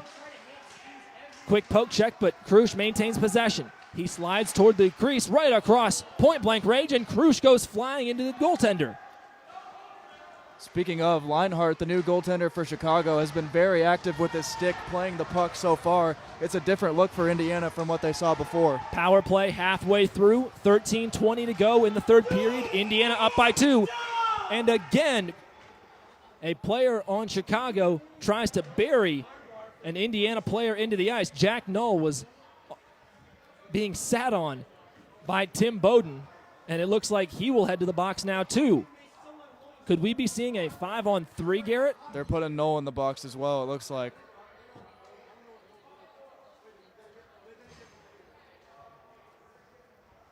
Maybe not. He was skating over towards the box, but now he's going to the bench. And it looks like it'll be a 5-on-3 for 50 seconds. Unless the officials have now changed their mind yet again. Well, yep, they're going to put him in the box, I think. That's unfortunate. Noel is not happy about it, but he is no stranger to the sin bin, and he will spend 2 minutes or so as a lonely man in the box. Face off in front of the Chicago Cougars bench, won by Indiana. That's Griffin Timmons sliding around toward his own end. D-to-D pass to Goodfellow. Back over to Timmons on the near side. Diagonal pass to Kissel. He's over at the slot. Over to Offenbach at the left circle. Stick lift by a Chicago defenseman is successful, forcing the puck over toward Offenbach again. Now to Kissel at the goal line. He sonks it, and now back to Offenbach at the left point. Offenbach tangled up and falls on his backside. Kissel somehow finds the puck over to Jeremy, who flicks it high and wide. 13 seconds remaining on the power play. 12:40 to go in the game. 3-1 the score. Indiana on top. Kissel applies pressure and lays the body. 2-on-1 here, Sam. Here comes Jerry, an odd man rush. Flicking it toward partner Simmons. A shot from point blank again. Another smack of the puck, and it goes just wide. We're even strength. 5-on-5 with 12 to go in the game. Chicago trailing by 2 goals. Here comes the attack. It's Lamphere on the near side from the right point to the right circle. Puck wobbles through the blue paint and now out of the zone entirely. Scooping it up in neutral zone is Trent Carter. Haas careening and swirling around in the neutral zone. Tries to get an attack going, but it's unsuccessful and kicker flicks the puck forward. Again, toward Chalmers. A quick shot from close range. And I can't see who scored it, but that's the 4th goal of the night for Indiana. Semino put it in off the rebound. It was flipped in by kicker, and then it hit off the pad of the goalie, and Semino able to tap it in. Andrew Chambers went down to a knee to corral the puck as it was bouncing across the neutral zone. He played it into the attacking zone, and a great finish by Semino and company. 4-1 the score now in the 3rd period. Indiana starting to get out to a bigger lead than expected after a very chippy back and forth first frame. Garrett, are you surprised that the margin has gotten to 3 now? I am a little surprised. I didn't think Indiana was going to dominate like this, but so far the goaltending has been great from Zaremski and Billis. Billis as well as Zaremski. On the attack, that's Palaskis, and a quick shovel shot in front, and the Cougars have answered that goal. They get hit with the announcer's jinx, and I am so sorry. 4-2 now the score. Being credited with the goal is Joe Galino. He'll get fist bumps and high fives from his bench and his goaltender, and the margin back to just 2. A quick back and forth, and the Cougars are not done yet. Face-off won by Indiana. Pushed forward again, and we have a delayed call. It decides to be waved off now. Puck forward to Cruz. She gets tangled up. Puck knocked way toward Lenhart, who slides to his stick side to play the puck. Tripped up in the corner. Again, that is Matt McKay. Bodies piling up on the side of the dasher boards. A water bottle flies onto the bench in front of the Cougars. Looks like they had to get some water. And now attacking on the far side is Palaskis. He stick handles in. Bodies collide, and McKay has the puck. It's going to be an odd man rush, 3-on-1. McKay right down the middle. Slides it over toward Brandenburg, and now we have more pushing and shoving. Save made, nevertheless, by Lenhart. So a stoppage in play, and we are just about halfway through this final period. 4-2, Indiana up by 2. And on the other end, prior to that stoppage, Jack O'Flaherty made a heck of a play, diving to poke the puck away with his stick to keep Indiana in front by 2 still. Face off at the near circle in the attacking zone for Indiana. Given up. Finally, they'll have to corral it and track it down in their own zone. An attack now for Michelli at the right circle. He dangles a wrist shot, scooped up by the glove of Lenhart. He really did look like a baseball player on the infield, trying to find that puck as it bounced across the ice. Garrett, we've talked about this in the second period. The puck just does not lay tonight. No, we got to give Lenhart credit, too. That was a heck of a grab that he just made off the bounce. But the goaltending for both teams has been really impressive. I know we've said it numerous times, but it's making a heck of an impact on the game. Timmons tries a stick lift to hold on to the puck. Instead, Indiana will regroup. Cesarski pushes the puck wide. Another chip into the zone toward Michelli. He throws a wrister on from the right dot, unsuccessful. Cesarski making his presence known on the near side at the point. Really digging in. Finally, the puck into the neutral zone. Cesarski knocks it into the attacking zone to give himself time to get a change, and Indiana will switch up the lines. Kicker glides backward into his own zone, pushing it forward again toward Chambers. Chambers flicks it the length of the attacking zone right into the chest protector of Lenhart, and a stoppage in play. We are now under 10 to go here in the period and the game. Indiana still on top by a margin of 2 after back-to-back goals, back and forth goals here early in this third frame. Face off on the far circle in the attacking third for Indiana. Won by the Cougars. It's pushed all the way forward. And now a whistle blows. We're going to have a penalty.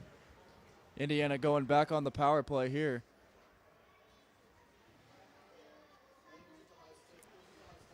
High stick is the call. And nobody will head to the box. Plenty of chirps coming from the student section for Indiana. A shot goes top shelf and scores. It appears to be Palaskis yet again. It's 4-3, and the Cougars are chipping away. Palaskis able to tuck that one in the corner. And just like that, we've got a lot tighter of a ball game here. And now these next 9.5 minutes are going to be even more exciting. Well, this game was out of hand. But fighting right back to life are the Chicago Cougars. Face off at center ice, won by Indiana eventually. Bone Cutter flicks it forward across the dasher boards. Kenyon knocks the puck along the danger zone, the mouth of the goal. Goodfellow finds it in the corner. Over to Kenyon again, who's moved over to the near side. Now he skates past the crease. Bone Cutter has a chance, and then he gets pushed from behind into the boards. This has turned into a very physical third period. Throughout the entirety of the game, the physicality has just kept getting higher and higher. Puck skittering across the red line and flicked past the goal line. Zaremski directing traffic in his own zone. Puck pushed forward over to Bone Cutter. Intercepted again by, it appears to be Godley. And more bodies colliding. Miranda weaves around in the zone. Wrist shot and missed by Carter. Indiana picks up the loose change. Driving forward with it is Brandenburg. And Indiana will get a quick change on. Cesarski stays on as the left defenseman. He spins around a would-be defender and now leads the attack. A wrist shot goes high and wide, and Cesarski retreats. Back to the point, digging in. That's O'Flaherty. Now to Cruz, who can't get the puck. He almost had a shot from the middle of the slot. In between the circles, it has been crowded this afternoon. A good dump back in by Simoneau. Indiana has a sustained attack. Now to Cesarski, right down Broadway, but it's poked away again. Simoneau collects it, or Timmons collects it, and it heads into the zone, but it'll be an offside call. Indiana was a little too eager. And we'll have a face-off in the neutral zone with 7:42 to go in the third. Indiana, at one point, had a 3-goal lead. That's now down to just a 1-goal margin. Talking about the situation right now as well, I think this will also be good for Indiana to have it be a 4-3 game rather than being up 4-1, to show how to protect a lead late in the third and make sure you can bring home the win. 7.5 to go in this contest. Face-off in the neutral zone was won by Indiana, but the Cougars took it back to their own side. Again, a scrum develops in the near corner. Puck gets knocked around right next to the goalpost, and Leonard has to protect it. Now attacking, cruising in on the far side. That's Hagerstrom, one of the few returning players on the Chicago Cougars roster. Another shot and a good save by Zaremski. There's all kinds of traffic. He finally gets a clear line of sight. The puck bobbles across several pairs of legs. Men going down, and there will be a delayed call. And we might have a cross-check with 6:49 to go here in the third. That is Alex Arquilla slowly drifting toward the bench, but being dragged into the penalty box is McCarthy Clark for a 2-minute minor. And now one more power play goal can put this game away for Indiana if they're able to capitalize on this one. Clark is really pleading his case with the linesman, but he's having none of it.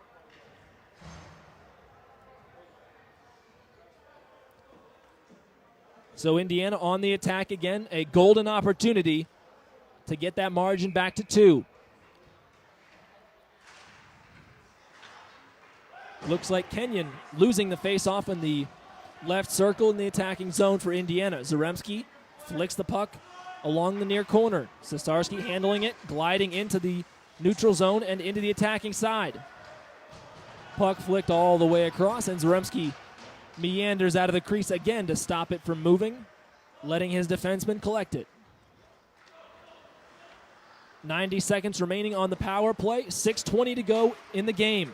Indiana up by just one here in Columbus. Michele weaving around just outside the right circle. Moving toward the line. Tries a wrist shot, but it's poked away. Krusch at the right point. A quick shot for a deflection. No, can't get it to go the right angle, and it's blocked away. Cesarski chases it down, lays out, and keeps the puck in the zone. Impressive effort play. Here comes Krusch right down the slot. It's a bounce, a wicked bounce that goes wide again. Michele in the corner, digging it out.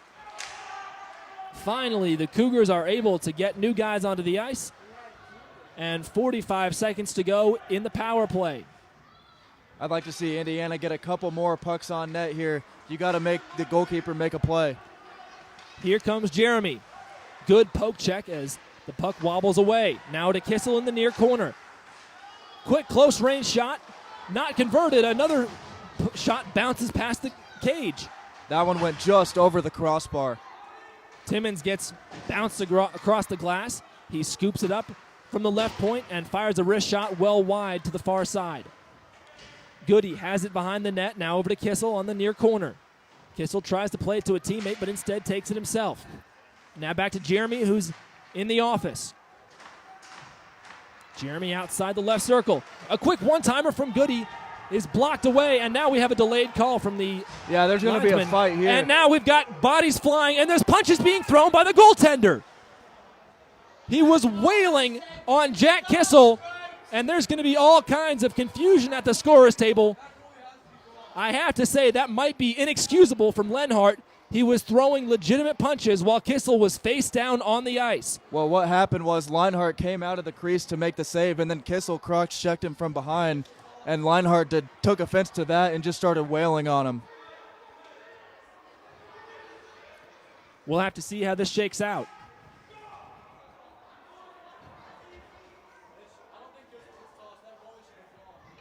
My goodness, what a game we've seen. The first game in over a year and a half, and the fans have not been disappointed, Garrett. Yeah, and that, what just happened right there, that's inexcusable for Leinhart. I don't know how he's still in the game. He literally jumped on Kissel and just started wailing on the back of his head. Kissel is visibly frustrated, and Cesarski, the captain for Indiana, waiting for a word with the officials. He wants to know what gives. And Kissel's going to get sent off here as well. And he has some more words for Leinhart as he heads to the locker room. He is still upset about the situation, and Shabazz, who already got kicked out himself, is pulling him and trying to calm down his teammate and friend. This has been a wild circus of a game, Garrett. This is unbelievable what we just saw. And it appears they're calling a 5-minute game misconduct on Kissel this time, which doesn't really make much sense considering the incident on Shabazz only got 2 minutes earlier. You know, this has been an interesting game, and Garrett, sometimes all you can say is it's the preseason for everybody, including the referees and the broadcasters. Now Lenhart heads to the bench. Has he been ejected, or is he getting some water? I think they're going to let him stay in here. That is a remarkable decision, but the officials are still conversing in front of the off-ice official, the scorer table, if you will. And that was definitely an overreaction by Lenhart. Yes, it was a cross-check to the back. You're not supposed to touch the goalie, but it wasn't that hard, and he really made it look like more than what it was.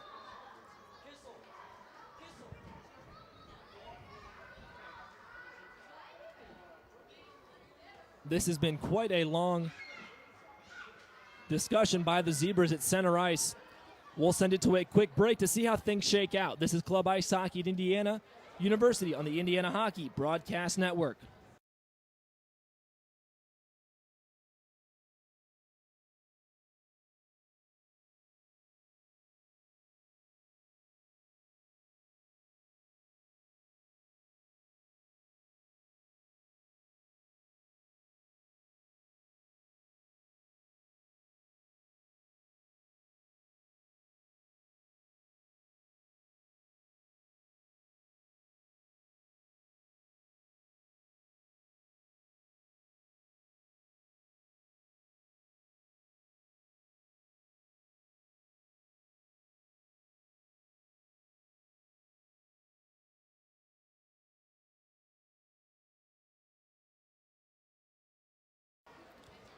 Welcome back to the Hamilton Ice Center in Columbus, Indiana. 4-3 is the score after the chaos that ensued right in front of the Chicago Cougars goal.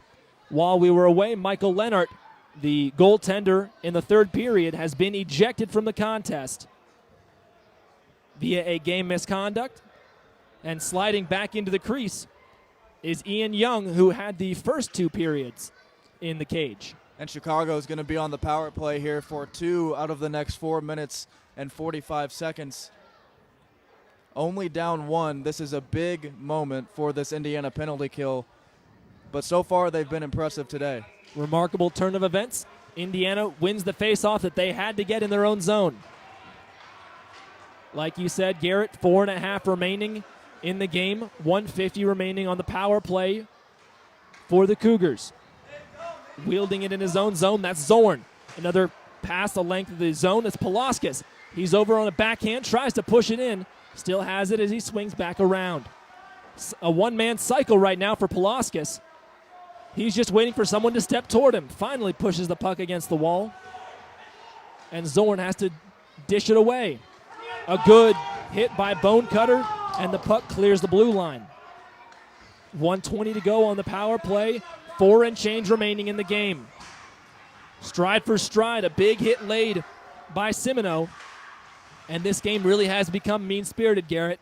Kissel and Lenhart are both still standing by the glass, nearly straight across from each other. This is going to get interesting in the final 3 minutes and 45. Cougars cycling the puck in the attacking zone. They've got 56 seconds remaining on the 5-on-4. Pass right in front, flick just over the cage, and Zaremski got lucky. That was point blank. Again, the Cougars hold on to it. Left point, that's Zorn. Quick pass now over to Zorn again. He loses the puck as it bounces over the blade of his stick. Palaskis knocks it forward with the backhand. Now to Slawinski in the near corner. He gets it over toward the right point. Over to Zorn, who mishandles it. The puck stays on top of the blue line and in. Palaskis whips a wrist shot in. Slawinski tries to dig it out. 20 seconds remaining on the power play. Indiana still defending in their own zone. Quick deflection in front of the blue line, and the puck gets knocked away. Simoneau cleared the line. 10 seconds to go on the power play. 4-3 Indiana. 2:50 to go in the game. Cougars will now play even strength hockey. 5-on-5. A quick breakaway all by himself. Monchek stuffed by Zaremski with the glove save. Incredible. And looks like nobody came back onto the ice after the power play expired. So it was essentially an extra 15 seconds on a power play for the Cougars, yet they still couldn't score. And on that penalty kill, Aiden Goodfellow did a great job of not letting anybody from Chicago get near the crease. Whenever they'd come down, he'd make sure he pushed them out of there. Great work. Zaremski having a quick word with the officials. It looks like the cage came off its moorings. They'll have to adjust it really quickly. And now the face-off will be taking place to the glove side of Zaremski for the Cougars attacking side. In the corner is Maysels, but the puck is knocked away. Michelli forces the issue and all the way to the attacking zone for Indiana. There goes Chambers. He's got the puck. The offside waved off as everybody checked up. A D-to-D pass again. The Cougars trying to maintain an attack, but instead the puck flies all the way across, and we've got an icing with 2 and change to go here in the third. I'm sure at some point soon we're going to see Young head towards the bench. The goalkeeper for Chicago, that is. Well, Young has headed to the bench once already, but under much different circumstances. 130 ticks to go on the clock. Indiana still up by the slimmest of margins. Down in the corner, that's Tommy Krumchek. Lays it off. Null trying to block the puck. A fan threw a ball onto the glass. It looked like it was on the ice, but it stays out. Thankfully, we will not have a delay of game for fan interference. Puck gets knocked off the side of a stick.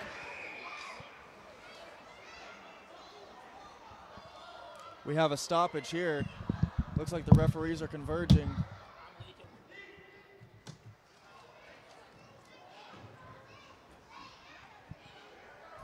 All right, 1 minute and 43 seconds to go. Indiana continuing to lead 4-3. As we're going to have a face-off in the D zone for the Hoosiers. They just need a couple more stops to come away with a victory in the first game.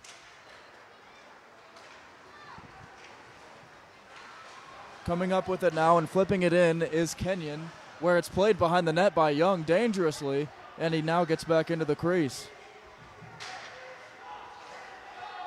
Chicago with it now. We've got a delayed penalty, it appears, and now we're going to have a power play for Chicago for the final minute and 23 seconds of the game. Just when you thought you've seen it all today, you realize you haven't.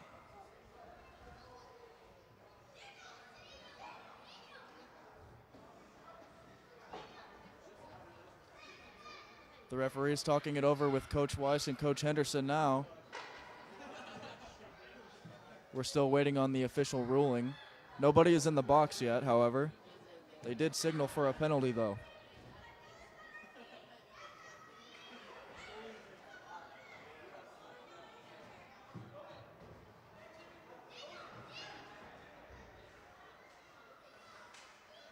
Everybody getting involved in this conversation now.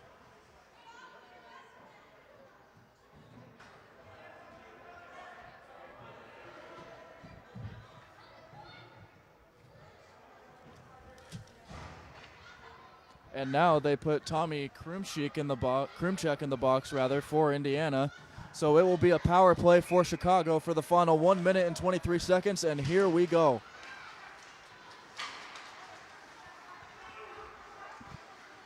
The ball is played back to the perimeter and sent in on net just wide there.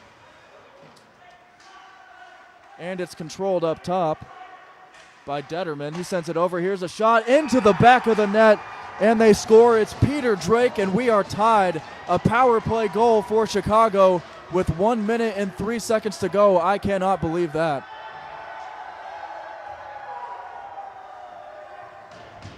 Unbelievable.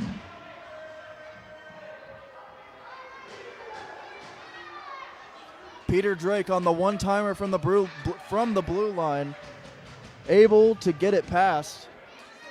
And we are tied up at 4 with 1 minute left in regulation.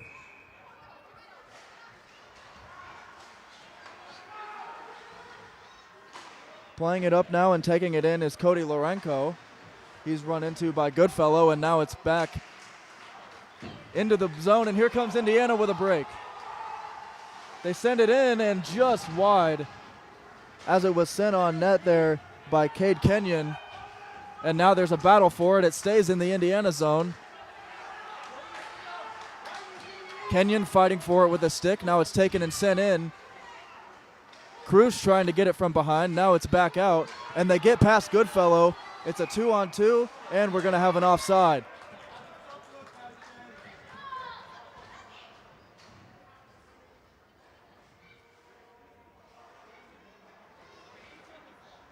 .24 seconds remaining in regulation, as we're going to have our first face-off from the neutral zone.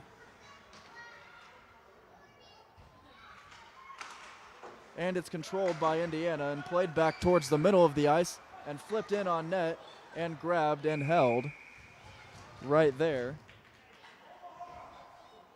by Ben Zaremski.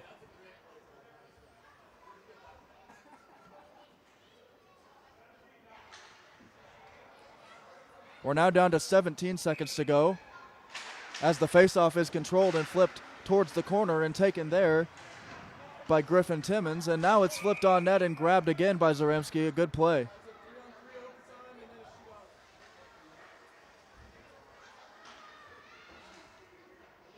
The final 10 seconds of regulation. If you're just joining us, Chicago able to tie the game up with a minute left on the power play.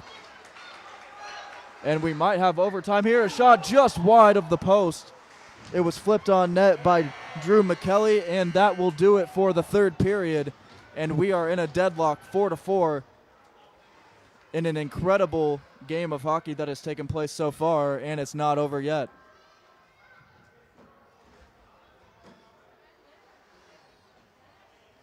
We're going to take a quick break to get set for overtime, and we would like to thank you for watching the Indiana Hockey Radio Broadcast Network.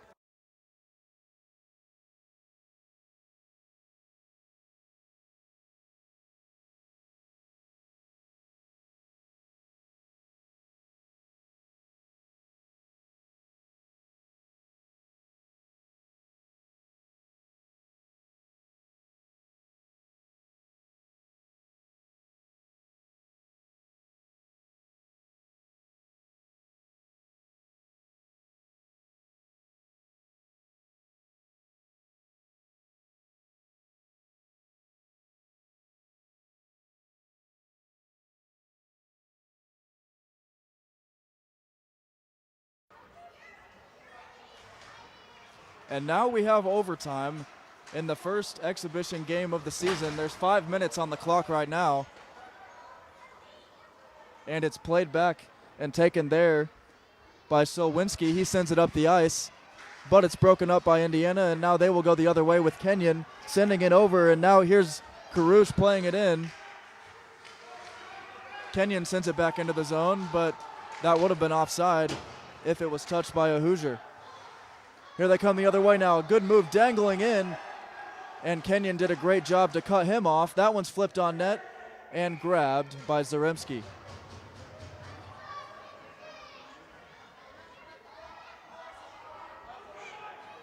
This has truly been an incredible game of hockey to this point, and it's not over yet. And it appears that with Chicago holding it now, Haas takes it to the other side and flips it in, but he's run into there. And playing with it up top now is Jake McDonald. He sends it in behind the net where Haas grabs it.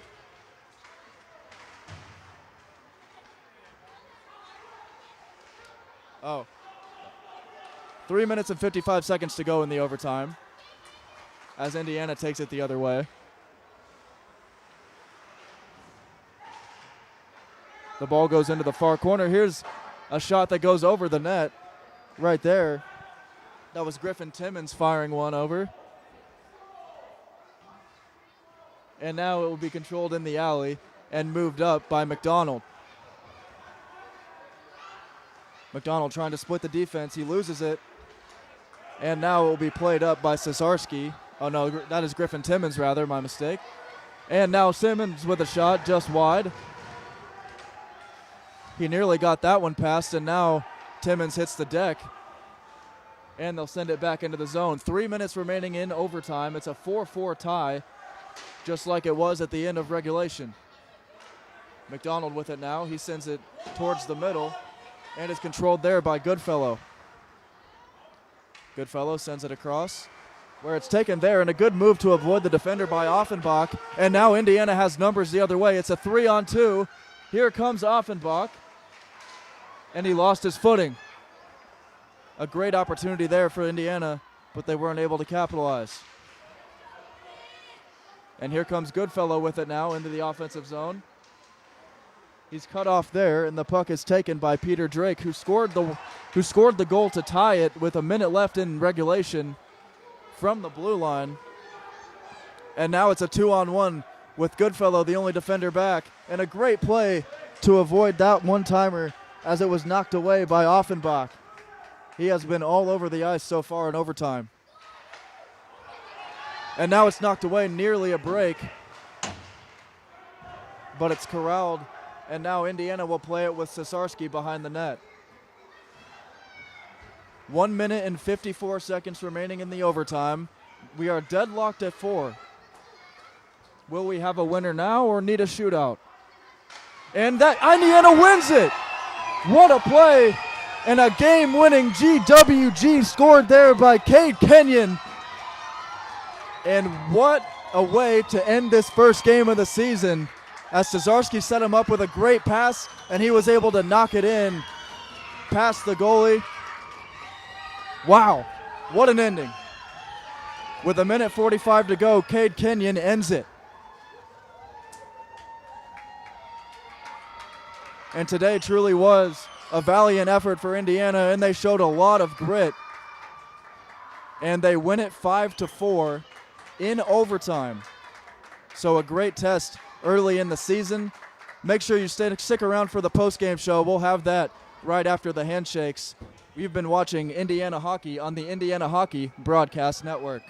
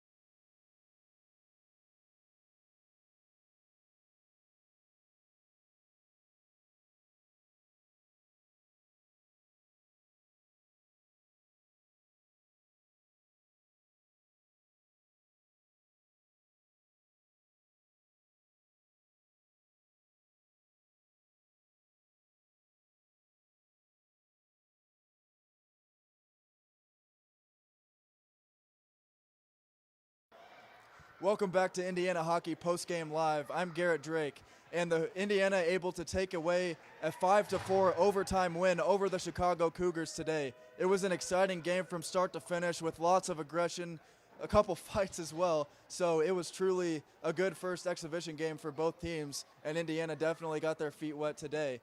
In overtime, Cade Kenyon ended up putting in the game-winning goal to end it with about 1:40 left on a beautiful pass from Nathan Cesarski, and that is how Indiana came away victorious.